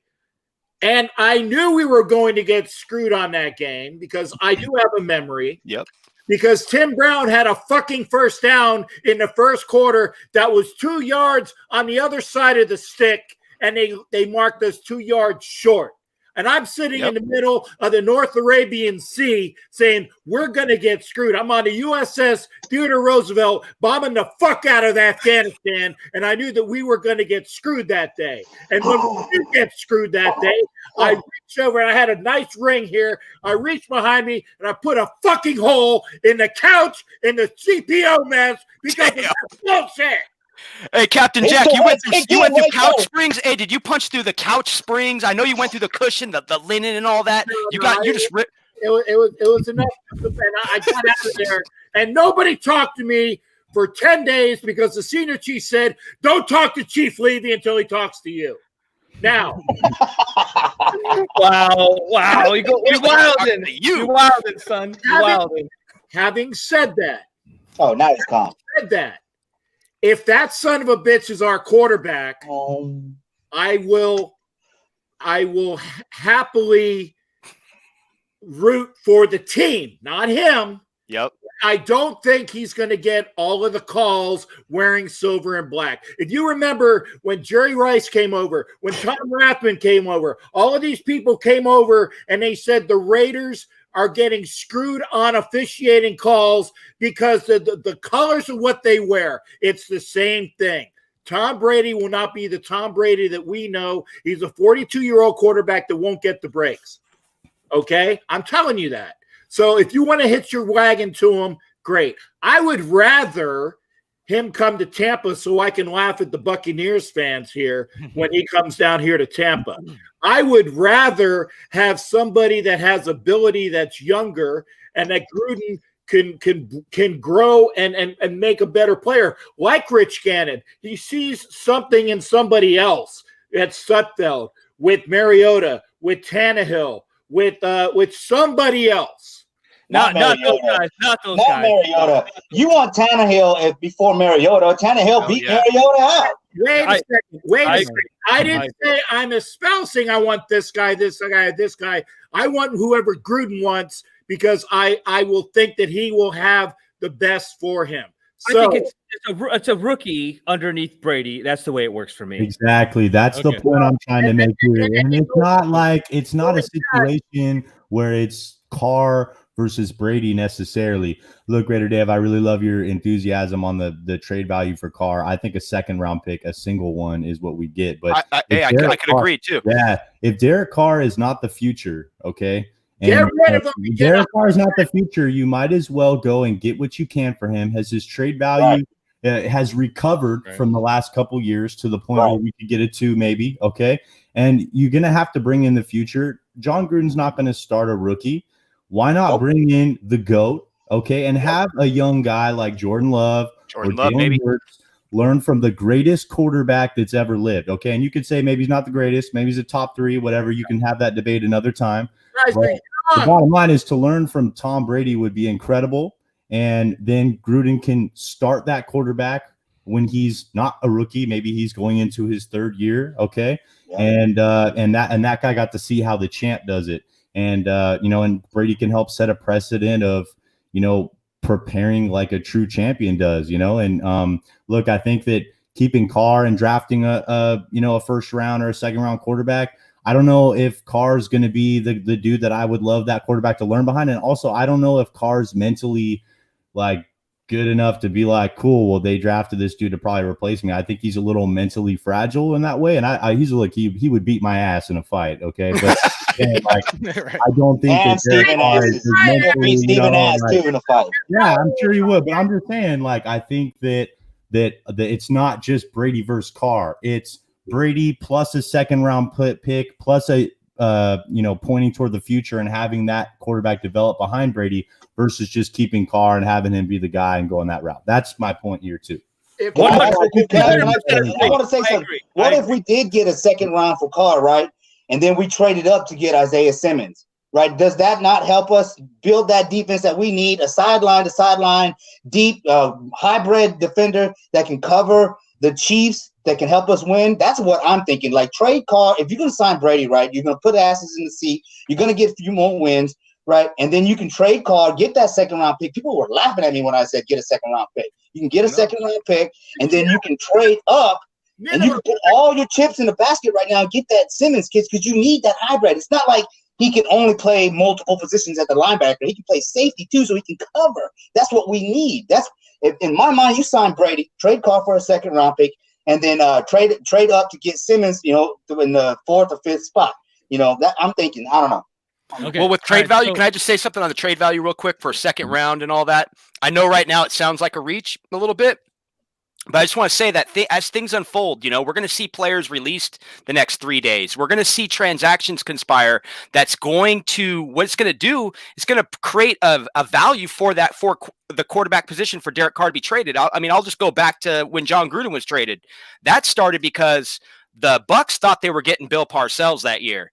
They fired Tony Dungy thinking they were getting Parcells. And then in panic mode, when Parcells decided not to go join the Bucs and said no, next thing you know, they're desperate for a coach, and we mustered up 2 first-round picks, 2 second-round picks for a coach, and $8 million cash, which is crazy because we know how that unfolded. But at that time, you think about that value: $8 million cash, 2 first-round picks, 2 second-round picks. Right after that, and the NFL said this after that trade: no more trading coaches, no more trading coaches in the league. And just when John Gruden really became a rock star and all that. But I'm just saying, like, that's how that value became available. And we're working with a guy right now with Mike Mayock who's patient. He's a guy who sits on decisions. What I see so far with Mike Mayock, he observes, he waits for things to unfold rather than try to project it, you know, forecast it, you know, look too far out. What he's doing is he sits on these decisions. So value wise, I see Mike Mayock, man, because he's going to take the call. He might sit on that decision. Hey, we're offering a 3rd for Carr. He might sit on that for a few days. Next, you know, that team comes in desperate. Who knows what transpires after that? All right, so we got to move on. Thanks, Dave. Rounder for Carr, change the quarterback if you're going to go that way. I'm just saying, if you want to hit your wagons to Brady, he might get you 1 or 2 more wins, maybe. But I'm saying he's not going to get the prima donna treatment in wearing silver and black, and he'll probably get. Wait. Look, this is what I'm thinking. We're moving on. Everybody had their take. You guys are done. I'm cutting everybody off. I'm calling. I'm the host of the show. I'm calling. I'm sorry, guys. I love you, but we're regurgitating. My take, essentially, give me 1 minute. I'll say it. All right. I did want this to be a conversation because if this shit happens and Tom Brady for some here's the fact of the matter. Gruden traded Khalil Mack. I've been telling all of Raider Nation all season long, don't get Macked. And that's an open-ended thing. Getting Tom Brady is like a Mack move, dude. I mean, trading Amari Cooper, we were all pretty upset to some degree, probably most of us to some degree, maybe here and there. But you know what I'm saying is like Gruden's known to do some crazy ass shit. So it's not that far-fetched, you know. The topic, the reason why I want to bring this up isn't for clickbait and stuff, but like it just got me thinking, like, could I accept Tom Brady being a Raider? And I had to really I've digested this for months because like I've really thought about this in detail. And the only way I can accept him being a Raider, maybe if we were 8 games into the season and we were like 8-0 or 8-1 possibly, but is if he became a Raider in his intro press conference, if he admitted it was a fumble. Now, obviously, we all know it was a fumble. If he admitted it was a fumble because he would get asked it, I would be able to respect him more as a man. Okay, a lot of key things. A lot of key things happened this year with him trolling the Raiders, saying, just win, baby. Charles Woodson asking him if it was a fumble. Him admitting to Peyton Manning that was a fumble. It's interesting that all this happens on a year that he's a free agent. And, yes, he does hate the Raiders. He grew up hating the Raiders. We have guys like Darren Waller and, tight end. He loves tight ends. Yeah, slot receiver, slot receiver. We have Jacobs. We have guys that could actually help him be successful if he was a Raider. I mean, he can check down just as good as Derek Carr. I mean, 42 years old, he can check down just as good as Derek Carr at 20, whatever. That's just the reality of it. You might get some deep balls here and there, but we also have to think about something. Gruden has said some stuff in the past that's very key to what he wants. Now, in my opinion, John Gruden is ready to move on from Derek Carr. That's my personal opinion. That's my hunch, okay? I think Mike Mayock does not want to move on from Derek Carr because Mike Mayock is looking at big picture kind of stuff. So Mike Mayock's probably the voice of reason to keep John Gruden from maybe jumping off a cliff or doing some crazy ass shit, you know? But the best transition for a quarterback is like, you know, if we get Tom Brady and we drafted Jordan Love, I don't know that that's the best transition, you know, because you have a mobile quarterback and then you have a pocket passer. Now a Joe Burrow or maybe somebody else that's not necessarily as mobile of a quarterback. If we were to get more of a pocket passer, like maybe a Jacob Eason, if I'm recalling correctly, he's more maybe of a pocket passer, then that's more of a smoother transition. But we have to look at the new NFL and what does John Gruden want his offense to look like as the future moves forward. And so with that, maybe a Marcus Mariota would be a better transition or something like that. Possibly. I'm just throwing out like scenarios, but John Gruden said something back when we got the clown, okay? And what John Gruden said was he wants the best wide receiver core in the NFL. The best wide receiver core in the NFL. He also mentioned something in that press conference about Antonio Brown selling popcorn and shit at halftime. Obviously, they're concerned. Now, yes, the seats are sold out in Vegas, but obviously they're concerned somewhat about ticket sales, okay? Now, there's a lot of different opinions on Antonio Brown and stuff, and we all hate him for what he did to us and how he fucked us, okay? But here's my opinion about Antonio Brown and Tom Brady. I think it's a package deal. Tom Brady came out, or supposedly came out, and he said that if he's going to go to a team, he's going to want like control of some of the guys we get and then control of the playbook, okay? Would John Gruden be willing to give up that kind of stuff? I don't know. I think John Gruden's kind of a control freak, so I don't know if he'd give free reins to Tom Brady picking players and picking the playbook. However, the flip side of that is we all know John Gruden's too conservative play calling with the new NFL, and maybe somebody like Tom Brady could actually put Gruden in check, and maybe Gruden might change his play calling to be a little bit better and maybe get the ball down the field a little bit more. So with that being said, John Gruden wants the best wide receiver core in the NFL, and Antonio Brown has been clowning around trying to get his way back to the Raiders possibly for a second chance. I don't think it's going to happen because I think either you'd have Antonio Brown or Mike Mayock. I don't think Mike Mayock's willing to risk it, but at the same time, like if you look at everything that went down with Antonio Brown, I'm not trying to be a Brown fan or defend the guy, but here's what I think about Antonio Brown. He is a self-destructive kind of guy. He's used to chaos. If he doesn't have it, if he doesn't have chaos in his life, he will like create it and then he will self-destruct.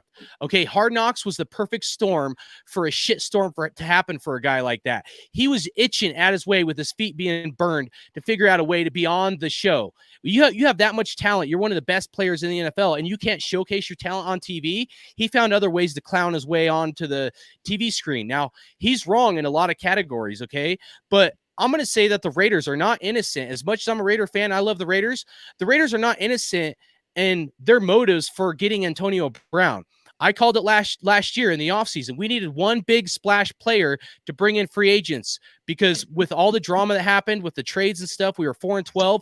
Players were not going to sign with the Raiders without getting a big time guy like Antonio Brown. We got Antonio Brown, that got Trent Brown, Tyrell Williams, and then some of the other people we got, you could say are questionable, but not just that, but a lot of Raider fans got built up on hype and bought tickets that probably wouldn't have bought tickets had that hype not been there. So the whole system was kind of set up to fail. Now, did the Raiders know about the rape charges and decided to release them before they were locked in to $30 million?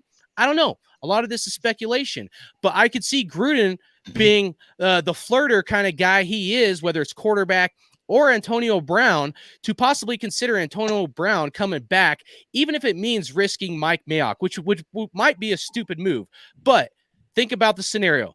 Antonio Brown, Tyrell Williams, Hunter Renfrow, and then you draft CeeDee Lamb or Jerry Jeudy or Henry Ruggs or maybe somebody else. If you had that kind of wide receiver core, Gruden said, I'm saying this because Gruden said he wants the best wide receiver core in the NFL. He's willing to gamble. He's willing to take chances and do shit that might not be the best for the Raiders and their future.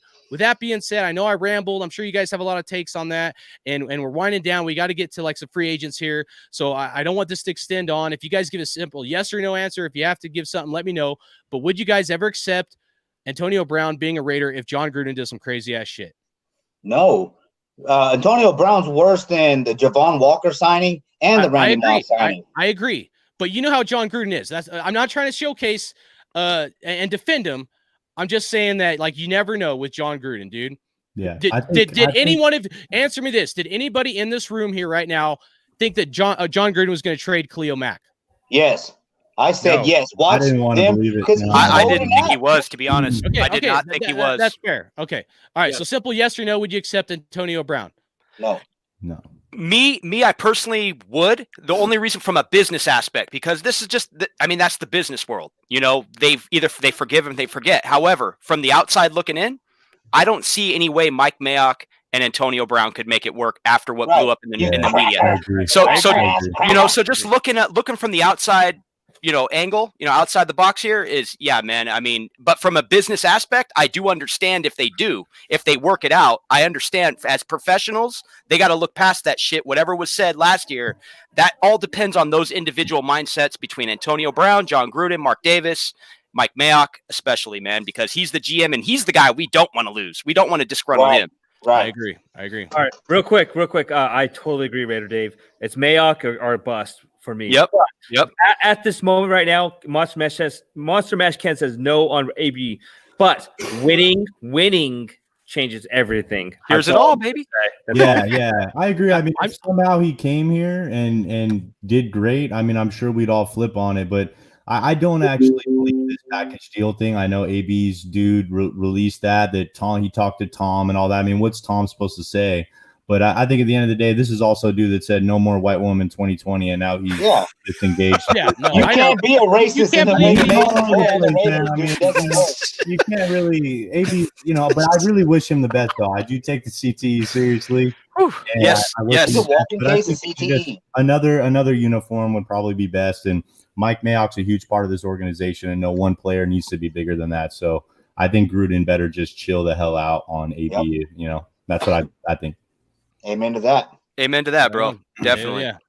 All right, so let's move on. Let's get the final, the cream of the crop here. We're going to talk about some free agents. So I want you guys to talk about 3 or 4 free agents that the Raiders should target in 2020 and why. Raider Dave, why don't you open this up, man? Man, I got my eyes locked on Anthony Harris out of Minnesota, man. Safety. He'd probably fit, everybody knows already with Mike Zimmer, Paul Gunther, that's the system, the 4-3 defense. They give you a lot of looks in nickel and all that. So I just think Anthony Harris, man, he's kind of my find right now early on. As much as I want this team to re-sign Carl Joseph, I think Carl Joseph, a lot of people knock him because of his size. Yeah, he's pretty short for a safety. I think 5'8", 5'9". But once again, man, number one, on the defensive side of the football, I want guys that can stop the run. So that's why I'm a big fan of Carl Joseph. I think number one, he's there to stop the run. May not be the best in coverage. However, if they don't re-sign Carl Joseph, man, Anthony Harris is my go-to right now from the Minnesota Vikings. He's got the size. He's the 4-3 linebacker. He's versatile. And yeah, man, you've just got, a lot of tackles for loss, some sacks on the resume. These are things I want to see out of my safety. I want to see us sending, more heat after the quarterback, more blitz packages. There was times last year we saw Paul Gunther with the all-out blitz. We just didn't have the complete secondary back there. Trayvon Mullen, man, I think he's a superstar in the making for sure, man. So far looking like he could shut down one side of the field, and he's got those nice pick six opportunities. So yeah, right now, man, I'm locked in. I'm just going with one player right now, but Anthony Harris is the one. And then of course, Corey Littleton, man, I've, been a big fan of him. I'm out here in Southern California, man. So I see a lot of Rams football and all that. And it's not too far of a hike for him just to hop 3.5 hours east, get to Vegas, man, and get that tax-free contract, however that works, state-free tax contract, all that. But Littleton's your good guy in coverage, though. He does have some struggles against the run, but he's your good guy in coverage. And once again, coming from a 3-4 defense into a 4-3, that's once again, the Raiders probably know best. But those are the two that I've pretty much eyed all offseason. Free agency, I'm not as high on free agency as I am the draft, but as far as filling needs, I think those are key needs right now. Hell yeah, appreciate that. All right, let's move on. Monster Mash Ken, you got some free agent guys you want to talk about, man? Yeah, definitely Byron Smith. I think he's the guy to go. I'm really iffy, like Raider Dave said, about spending all this money on guys that there's a reason why they're free agents, whether they're casualty cuts, they just weren't worth keeping on the team. So it gets kind of scary there. I looked at some of the players that were younger And I'm thinking I like Schobert from the Browns. I think that, we got to look at the linebacker position. Some of the other players that are out there, I tell you, I don't want Robbie Anderson. I can tell you that right now. I live I live on the East Coast. I don't get that. Like, I don't get that. But one player you got to look at is Brandon Scherf, 28 years old, offensive guard. We just let go of we didn't let him go, but he's on the market. Yeah, he's on the block. But what's his face? Gabe Jackson. Gabe Jackson. Yeah, I think you got it free. What's his name's long in the tooth there? Incognito. He's getting long in the tooth. You got to get somebody that's a little bit younger. That's a bully. So that's somebody I'm looking at. Corey Littleton, obviously. Schobert. And I don't know. I don't know about Xavier Rhodes. I mean, you find a good cornerback, you keep him on the roster. There's got to be something going on there more than what we see. But then you got to get somebody for Josh Jacobs. Definitely looking at the running back out of Tennessee. What's his face? What's his name? Henry. Yeah, Derrick Henry. I mean, he would be the next Tyrone Wheatley. Yeah, I think you spend the money there. You get a 1-2 punch, and that's it right there. But I'm not looking at the quarterbacks there other than Brady, to tell you the truth. I think that everybody else kind of can suck a dick. Anyway, what about Drew Brees? What if you can get Drew Brees? I know that ain't happening. Two quarterbacks out there that are not being talked about. Drew Brees is one of them. Hell yeah, I'd take Drew Brees over. Hell yeah, baby. Hell yeah, over 100%. Drew Brees, and hell, call up Andrew Luck, man. Call up Andrew Luck. Give me Andrew Luck. Teddy Bridgewater would be a good signing too, though. Get that Stanford quarterback that Al Davis was trying to draft in the early '80s when the NFL blocked that move. What do you think about that, Jack? Yeah. Get Elway. Yeah. Oh no, I'm saying in regards to Luck, because he's coming out of Stanford like Elway. I know. Get Elway. Oh shit. If we're gonna go, dude, I tell you what, man. You might as well just go with Brady if that's the case. Come on, that's one guy I would take off my Raider hat, dude. I couldn't do that. Hey, if you don't know I'm being facetious, I know you, brother. I know you're fucking around. I'm just saying. It made me cringe, dude. I just had this visual of like this buck-toothed Bronco wearing a Raider helmet. I think it was what the all bucked out, baby, all bucked out. Anyways, if Pete Rozelle hadn't screwed us, that's exactly what my point. We had the better offer on the table for that pick, and Pete Rozelle said no. So fuck you, Pete. Yep, exactly, man. That's why I brought it up, my man. That's why I brought it up. I got you, brother. All right, well said. All right, Raider Homer, man. Free agents, what you got, brother? Corey Littleton, right? You can cover tight ends. It's on the outside. That's what we need. So we need a strong side linebacker that can cover tight ends. We have to get him. And like I said earlier, in my mind, and I also want Byron Jones, right, from the Dallas Cowboys, right? To me, that would be great, because then we would screw the Cowboys and make them sign Amari Cooper or lose the first-round pick and then get their top cornerback, right? I think if we get Byron Jones, Corey Littleton, and then if Brady comes in and we trade Carr and get that second-round pick, we move up in the draft and we sign or we draft Simmons. That right there solidifies the defense, right?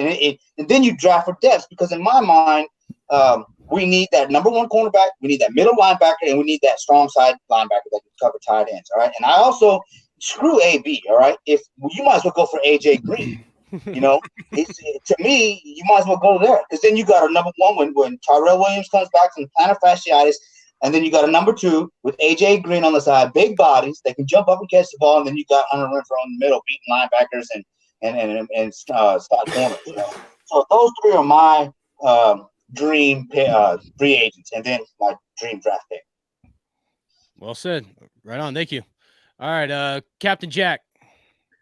I haven't really. I see all of the names. I'm not really fixated on names. Okay. It's the best available player. We need 2 linebackers in free agency and more in the draft. It has been a position that the Raiders have not taken care of for over 25 effing years. Okay. Yeah. I'm trying not to swear. I apologize. Okay. Okay. Tourette's syndrome. Homer knows. Okay, we need 2 linebackers in free agency. I've seen Schobert. I've seen Littleton. I've seen the guy that was cut the other day. If they come in and they're able to cover people and that they're a good dollar value and they will add to the team, give me 2 linebackers to get another one in the draft, okay?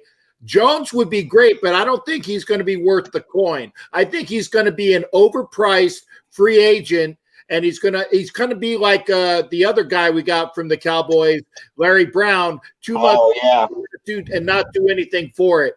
It get us a good cornerback that's worth the money. Xavier Rhodes has been cut. He's a little bit longer in the tooth, but Xavier Rhodes is a damn Rhodes Scholar, okay? Or is it the other guy from FSU? Anyway, he's a smart guy. He knows he's a system that is similar, like I said, Zimmer, to what they had there. If he checks out, he'd be a better signing that we got with Joyner last year. So get us a good corner. I'm not saying it's going to be Xavier Rhodes, but we need somebody on the other side of Mullen to make sure that we're good to go in the cornerback. Maybe Isaiah Johnson is that guy, but I want to be sure we got a good corner over there, okay? And I don't know who the guards and tackles are available. Obviously, we're going to need to draft one, but we need some a incognito replacement. There's a lot of good offensive guards available in the draft. We might go that way, but if there's somebody in free agency that is good on the interior line that makes sense. Jordan Devey was that pick last year that I loved, okay, when we got him in free agency. If there's somebody we can get like that, do that. And also, if we're going to go, I said I'd like to get Joseph back, but if Shelby Harris doesn't cost too much, I'd like to have him come back to the Brethren, come back to the Silver and Black. And again, we need another good lineman. I like what we've gotten with Hankins. He's still long in the tooth as well, but we need another run stuffer if we're going to go free agency. So that means basically at least 1 on the D line, 2 linebackers, and then a cornerback, and then an offensive lineman. Again, names don't care if they fit the system and if they're economical and they want to play for my Raiders. That's all I'm about to ask. Captain Jack spending that money like this. Make it rain. Well, hey, that's the Al Davis way, Economical. Like I said, good players at a good price. Well said. All right, Kris Wysong, man, I'm gonna have you close us out with the players that you're looking at in free agency, man. Thank you. I like that you guys brought up the interior O-line. I do think, though, like you said, Devy and also Denzel Good, I thought they really stepped up there. So I do think they have some nice depth, but I think they do need to add someone else. But the names I did put down, I think on one side we got Trayvon Mullen, and he's a bit of a risk taker, and I really like him. But I think we do need to shut down CB1 on the opposite side. And we might get priced out with Byron Jones. It could get crazy, but I would love him. I think he fits the scheme perfectly. And while he's not a risk taker, he complements Mullen in that, and that he's just a shutdown guy.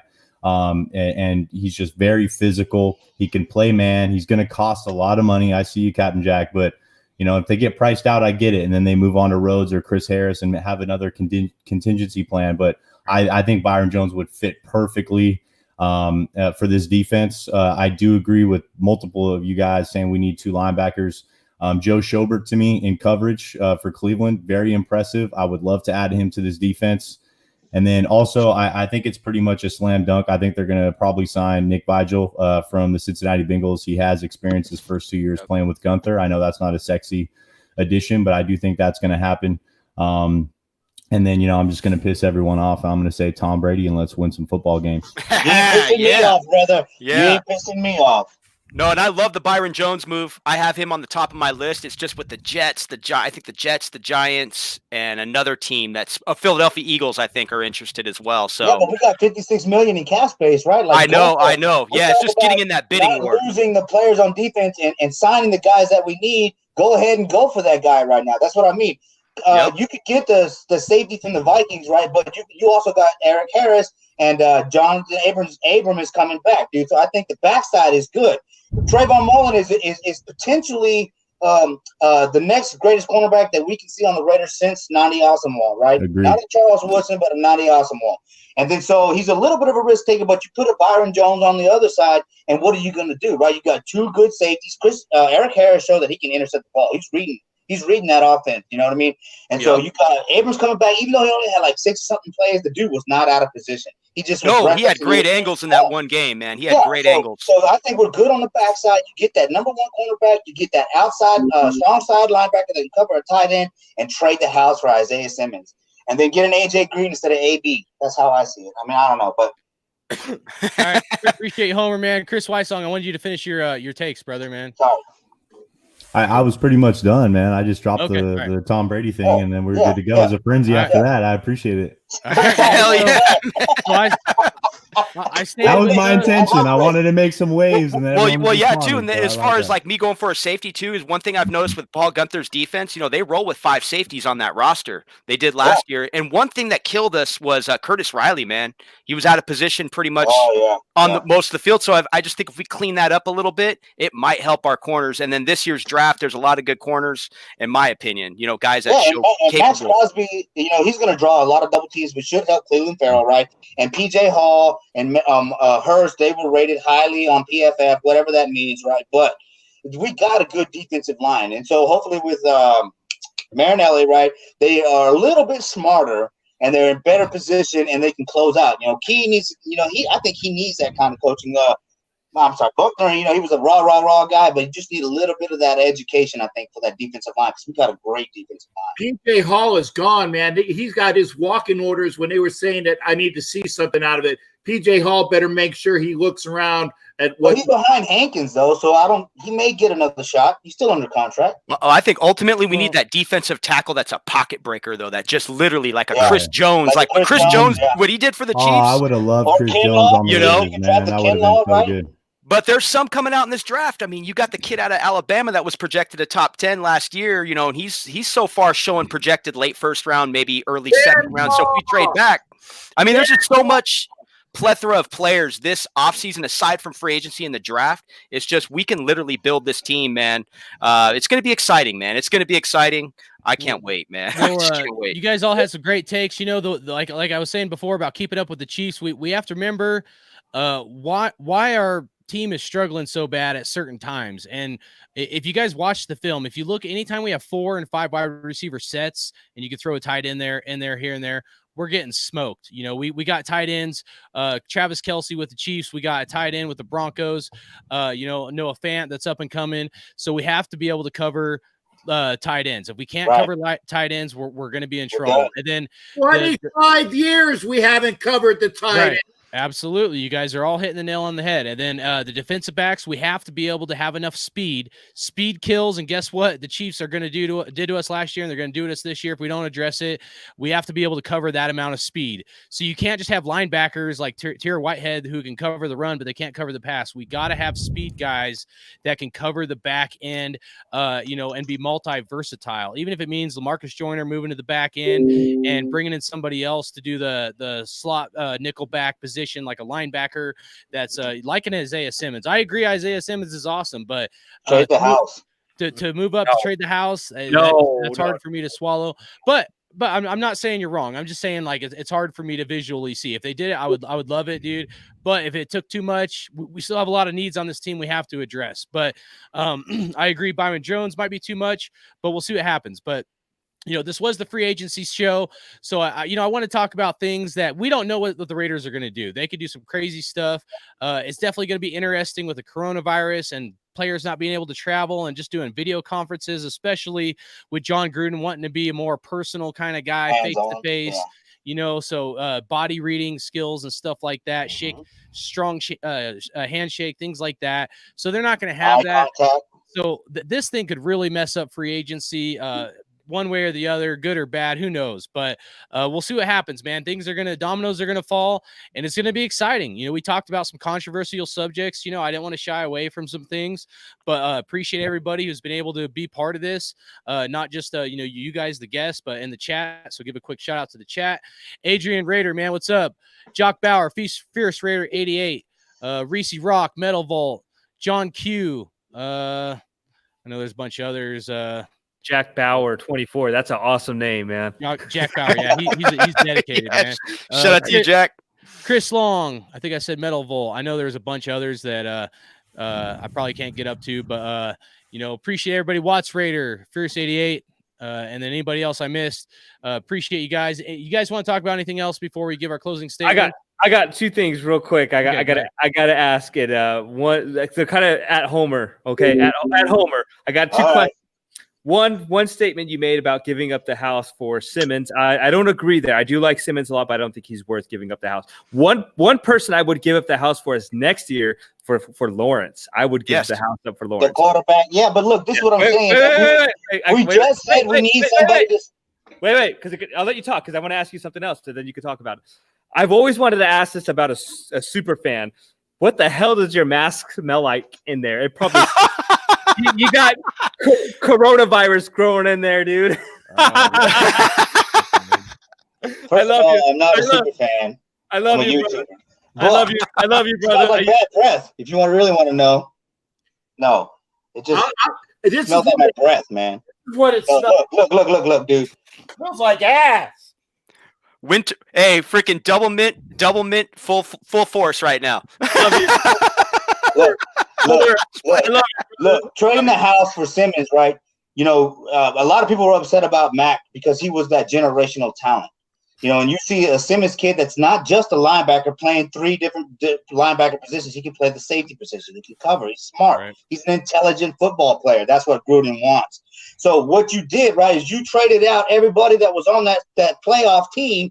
And so what you do with this year's pick, right, that Cooper pick, is you trade up to get a better athlete, a better football player. And because like last year, right, we got Josh Jacobs, right, and he ran all up and down the field on the Bears, right, and they double teamed Mac to shut him down. So then if you can just show that trading Cooper, and then the Cowboys getting stuck with those big contracts and you move up and get this hybrid defensive player that can cover the field, and then you put a Corey Littleton right there and a Byron Jones, and you have Eric Harris, John Abrams and Tavon Mullins, and you got Mad Max coming down on you. What are you going to do? Because you're going to spy. You got to spy Mahomes, right? He's running to the right side, and then he's throwing down the middle of the field. You need that middle linebacker presence that also understands the safety position. So trading the house for an athlete like that, a football player like that, doesn't mean anything, considering that you won on the Amari Cooper trade and you still have another first-round pick, and then next year you just hit the reset button and you draft like you normally would. I dig it, brother. I dig it. I dig it, man. I love Can I jump off that without Isaiah Simmons, though, dude, real quick, man? Because I have a strong feeling there's a chance he could fall. I mean, we have a lot of offensive tackles are emerging in this draft. That's a huge asset for a team trying to build a foundation. You got 4 quarterbacks that could be drafted in the top 20. We got offensive tackle. We got a couple corners that could go in the top, maybe 12. Cornerback, offensive tackle, quarterback, those types of positions are foundational pieces that a team may be looking for or may trade up for. Whereas linebacker, I look at these teams in the top 11, how bad do they need a linebacker in this draft? And like I said, I'm just as high on Isaiah Simmons as you are, man. I think he is the perfect piece for this defense. However, trading up to get him, I think we might not really have to do that because this is a system with Mike Mayock, whereas we've seen he likes to trade back and just adding more picks with so many playmakers available in this draft. I do think it's essential to draft playmakers at some point. So I don't want to trade too much to move up, but at the same time, I wouldn't be mad. But I'm just saying there's a strong chance he could fall based on what we've seen after the combines, because these offensive tackles are interesting. They are and they're not projects. These aren't project players. Right. These are guys that are athletic and edge rushers are insane right now in the league. You got to shut down the outside and contain the pocket, I should say, from the outside. So offensive tackles, man, that's a huge asset for a team trying to rebuild or build their foundation.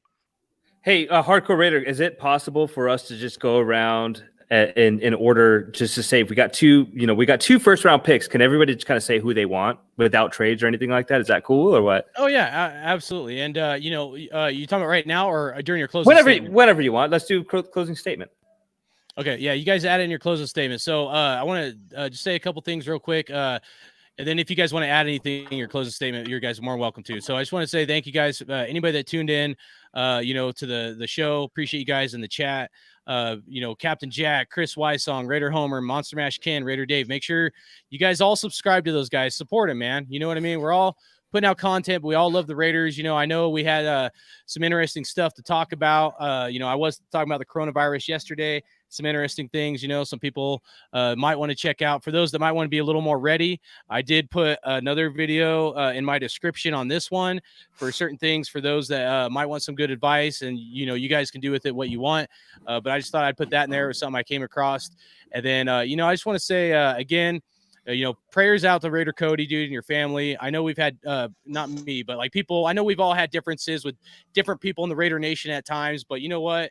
At the end of it, like you take off the hat, we're all bleeding, dude. We all bleed red. We all bleed silver and black, and we're all family. And, if God forbid this coronavirus thing turns into be something that goes really south, to me, the Raider Nation, you guys, our listeners, you guys are like family to me. If God forbid something happened and we ever lost anybody, dude, I know it would really impact me. And, we want to do this show to be a little more lighthearted given the circumstances, but, at the same time, we got to keep it real and just know that, there's nothing but love, no matter how much our fandom is on one side or the other. And this show truly is about unity, even if we have different opinions at times, but it takes all kinds of people and minds to make the world go round. And that's what we're trying to bring. And I just want to say how much I appreciate everybody for tuning in, how much I respect you guys. And, as well as, the guests, everybody that, came in and joined us, and just the utmost respect. So, Captain Jack, man, any last closing statements? Two picks in the first round, what you want, and then anything else you want to say? Tell people where they can find you. Closing statements. First off, not that I'm blowing smoke up anybody's ass. I've really enjoyed any time I've been on your panel. It's been wonderful. Fuck Homer. Okay. and Homer and I are tight. He knows me, and I apologize. I try not to swear, but sometimes I get Tourette's. Tourette's. And again, Kris, nice meeting you here. Monster Mash Ken and Dave. Again, I've enjoyed it. Hardcore and Homer, I know, and so again, enjoyed that. As far as getting me, go to my YouTube page. Like I said, if you want to get a chance to get the Blitnikoff picture, if you want to get a chance to get the Marcus Allen helmet, if you want a chance for the big Raider prize pack, please subscribe. Anyway, even if you don't subscribe, just come over and see me. And I appreciate that Mike Sarah was saying that he needs some more support for the show. I want all of the people that are there on the comments section. You can call into my show. I like that. You can call into my show, and I appreciate that. Again, I appreciate everybody here. And if you don't know my personality, I have fun with everybody. So, and getting back to picks, I want to trade back one of the picks, and I don't care. I'd trade back 19. If somebody is there that we want at 12, I'd like to get Simmons if he drops. I'd like to get Kinlaw. Okay. I don't necessarily want a wide receiver that high, because there's a lot of good wide receivers that we can get, which is why I say if there's somebody that we want, it's targeted, and he's not there, you could trade back 12, but I would like to get somebody that I want at 12. Simmons would be great. Kinlaw I'd love, but that's just me. Trade 19 back, not out of the first round, late first round, pick up that second, get more capital, and continue to do that. And I think Mayock is the guy. And Mayock I trust. Gruden, I'll deal with. I enjoy John, and I said as long as he gets us going. But Mayock is the future of this club. Mayock is what's going to put us over the top. Again, gentlemen, thank you for all the time here. Thank you, Captain Jack, man. Much respect to you, dude. I love what you're doing over there. All right, Kris Wysong. All right, well, my the first round, I would love CeeDee Lamb at 12, and I would love for them to trade back with 19. Just to kind of follow up on what you said about Cody's daughter, that tore me up today when I saw that. So I hope she's okay. I think she is. I think there was some sort of update on that. I didn't really see a lot of it, but I saw a little something on it. So, prayers to her for a full recovery. I have a daughter myself, so that was tough. I hope everyone stays safe. You can follow me on Twitter at Kris Wysong. It's just my name. I do have a YouTube channel as well where I do some film rooms now and then. Not super often, but I do usually in season. And you can also follow on Twitter or on Instagram at Black Hole Banner. That's my spot. That's where all my work goes, and love for you to check it out. If not, no big. Go Raiders. Heck yeah. Hey man, I love what you're doing. I love what you bring to the Raider Nation, man. And you guys definitely have some awesome things on Twitter and different things to check out. So you guys make sure you check them out on Twitter, as well as their podcast, Black Hole Banner. You can find almost anywhere. So, and then Raider Homer. Well, prayers to Raider Cody and his daughter. I'm a father too. Yeah, subscribe to my YouTube channel. I appreciate it. I got a Facebook group, all that. But hey, look, you know what? This is what I want to say, Raider Nation. When you see the Raider Nation out there striving for their fundraisers, trying to raise money for charities, donate, man. Take the time to donate. All right, let's show the rest of the world that we care about our fellow Raider Nation and the others outside, and let's do some things together. I'll take, I say trade the house. But if it doesn't work out, hopefully Simmons drops and we can get CeeDee Lamb or Ken Mall. Well said. Thank you, Raider Homer, man. Appreciate what you're doing out there and what you're the unity you're trying to bring. It's a great inspiration. Thank you, Raider Homer. Check him out on YouTube. Thank you. All right, Monster Mash Ken. I know you guys just dropped an episode. It had been a minute, but I checked out that episode. I loved what you guys had to say, and keep doing your thing over there. Thanks, Hardcore. As always, it's always a pleasure to be on the show. I think it's great what you do to get so many different points of view. Everybody has their own point of view. And you know what's cool about this is, we're all walking away happy and laughing rather than like, oh, fuck that guy. You guys don't know what he's talking about. And I'm reading the chat here. And it's great to just get the fans involved. We got to figure out how to get that going. But always a pleasure to be on here, Hardcore Raider, Captain Jack, Chris, Raider Homer, and Raider Dave. Pleasure to meet you guys as well. Of Raider Homer, we've known each other for a while. As far as the show, definitely check out the Crow's Nest Podcast Network. I'm very proud to be on that show. We've got the Pillaging Podcast. You got the Ladies of Darkness. You got the Blackout Network. You got the Inebriation, and then you got Heidi starting her own thing with Raider Homer. Not part of the Crow's Nest Podcast, but definitely like a part of Ladies of Darkness, though. Yeah. Shout out to the ladies. And then definitely check out my show, the East Coast Nation Podcast. We're East Coast guys. Just like I said, we're like, if you're hanging out with us in the garage, that's where we're going to find us drinking beers and talking what we think, and talk a little bit of wrestling too, because I'm a big wrestling fan. As far as draft picks go, I 100% agree. Trade back one of those picks, get a second round pick, and hopefully maybe somehow get a first round pick next year.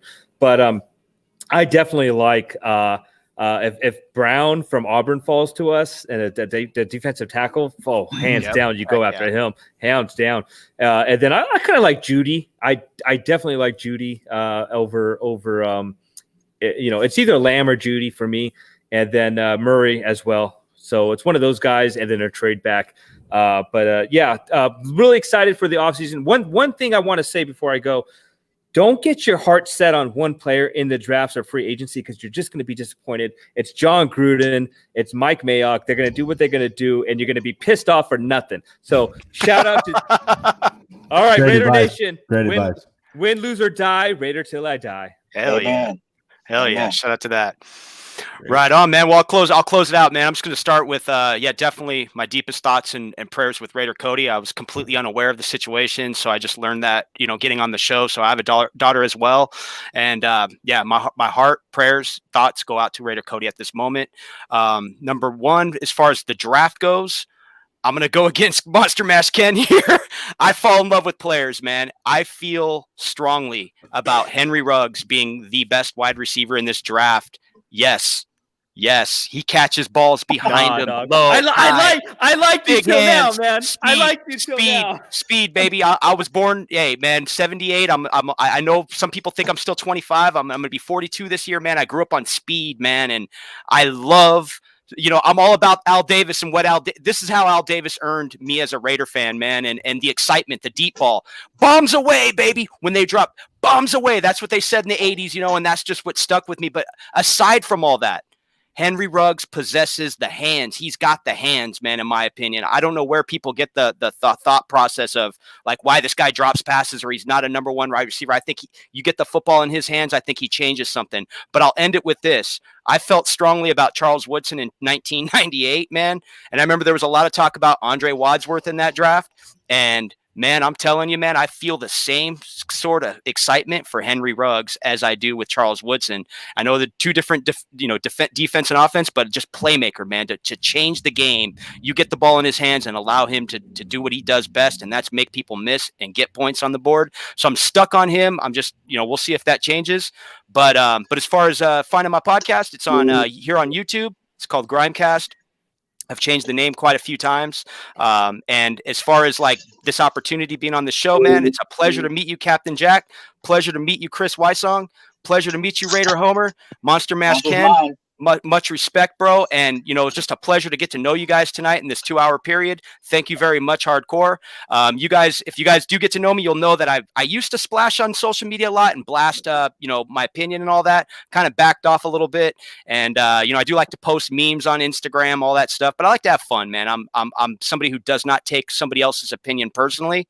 I respect public opinion. It's how we all learn, man. We all learn with different angles. Everybody has an opinion. Every thought that we put out in the atmosphere, who knows, man? It's putting thought out there and seeing how things materialize, because you never know, man. But I do respect everybody's opinion. I do enjoy talking Raider football. And once again, man, it was a pleasure to get to know all you guys tonight, man. And I hope we can continue this conversation as the Raiders start to win some championships here in the near future, because we're setting the record straight this year. It's a new era. It's a new record, man.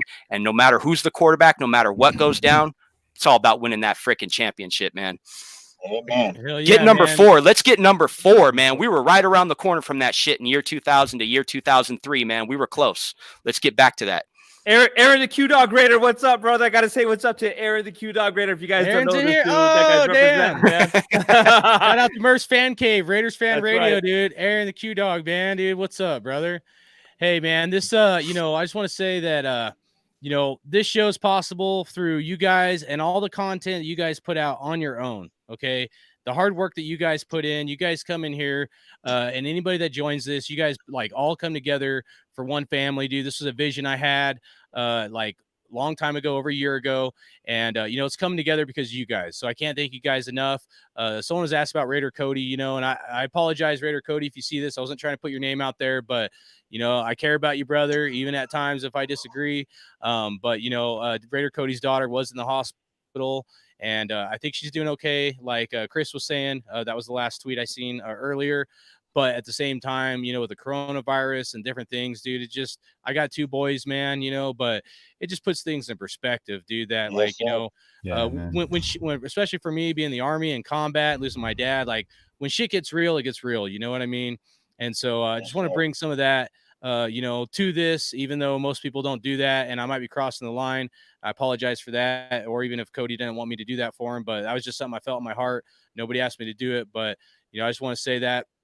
And I just want to say I appreciate everybody that tuned in. My 2 picks, or my draft scenario, even though Ken asked me and he just left, is essentially this. All right. Number 1 would be Isaiah Simmons if he fell to us. Okay. Let me bring him back in. Number 1 would be Isaiah Simmons if he fell to us, which is a long shot, but you never know in the draft. Okay. And then 2, I would have to say Tua. If Tua fell to us for some reason, even with the injuries, I think that's a risk-reward situation, and I don't know how you don't take the risk, because the reward potentially could be far greater, even if it's sit for a year or something like that. If neither of those options are available, and that's not those, so those 2 are far-fetched, I'm all about CeeDee Lamb first and then Jerry Jeudy second. Possibly trade back. Now, if none of those 4 guys are there, I would trade back. And then with 19, I would get a linebacker or possibly trade back, depending on how the first scenarios go. But again, just want to thank you guys. Jack Bauer, Aaron the Q-Dog Raider. Just thought I'd say that. Metal Volt, Mean 519, Fierce 88, Jack Bauer, Reese Rock, Sanjoku, everybody else. Hey, shout out to Iron Man. He said he was watching with Pete Tuyasiopo, man. Y'all go check out the Simmons fight. Shout out. Hell yeah, man. That's dope, dude. Appreciate that. appreciate all you guys, man. Can't say thank you guys enough. And we're gonna be doing a show next week, and make sure you guys subscribe right now. And then next weekend we got the Violator, we got Captain Jack, Raider Dave, and we got a couple other spots that we're waiting to hear back. But we're gonna keep bringing it, dude. Free agency, gonna be the free agency reaction show. So either we're gonna be hyped up and happy, or we're gonna be pissed, wanting to maybe burn some jerseys. But no, don't burn your jerseys. I've never done that. I would never encourage that. But you know how Raider Nation is. You never know what could happen, man. People are going to be getting crazy, man. Mike, Sarah, appreciate you. Please subscribe. I love hearing your calls, calling into Captain Jack, all of Captain Jack's listeners, Kris Wysong's listeners, anybody that promoted this. Just want to thank you guys, dude. I know it was a team effort trying to promote the show. We're going to promote each other, support each other, bring the family together. And with this unity, dude, we're going to be strong, and ain't nothing going to separate us. Be strong, be safe out there, be smart with the coronavirus, man. And you guys, I just want to say, appreciate you guys, man. One nation. Thank you very much for having me on. Appreciate you guys. All right, love everybody. Raider Nation. I had to do it once. So. Yeah, hell yeah. We'd love to bring you guys back on down the road if you guys are willing, man. It's always I'm willing. Anytime. Always, man. Cool. Right on. Thank you, Hardcore. Thank you very much. All right, thank you guys, man. Peace All out. right, much love, everybody. Peace. That's right. Oaktown, Woodson, boom, Army style. All right, gonna get this intro. Hey, Let's shout go. out to Ainsley. Hell yeah! Look at that. Yeah, fucking dope ass hat. Hell yeah! All right, guys. Hardcore Raider out. I got one. I got a Raiders hat. Woohoo! Booyah! Shout out Team Violet. Hey, shout out to the shit surviving in the rain at a game. Yeah. Hey, try this. Try this beer right here. This is good beer. Wait, what we got? We got East Coast right here, IPA, dude. Full. This is Stone Cold Steve Austin Broken Skull IPA, man. No shit. You said you're a wrestling fan. You said you're a wrestling fan. Hey, Monster Mash. I was there, bro. Rock, Stone Cold. Oh man, we gotta talk. Undertaker. Hey, remember, you're gonna come up with Raider Dave. Come on my show, man. We gotta hook up. We'll talk, brother. I was at those shows. Good times, man. Good times. Chris, we gotta talk too, man. We gotta talk, man. You got it, man. Hit me up. If it's gonna happen, they might postpone it. WrestleMania is in Tampa, and I might actually go if somebody wants to take me. Yeah. Right on. All right, take care, guys. All right, guys. Thanks, peace, Hardcore. Much Thanks, love. Hardcore. Much love. Later, Raider Nation. Look at that. Boom, Raiders.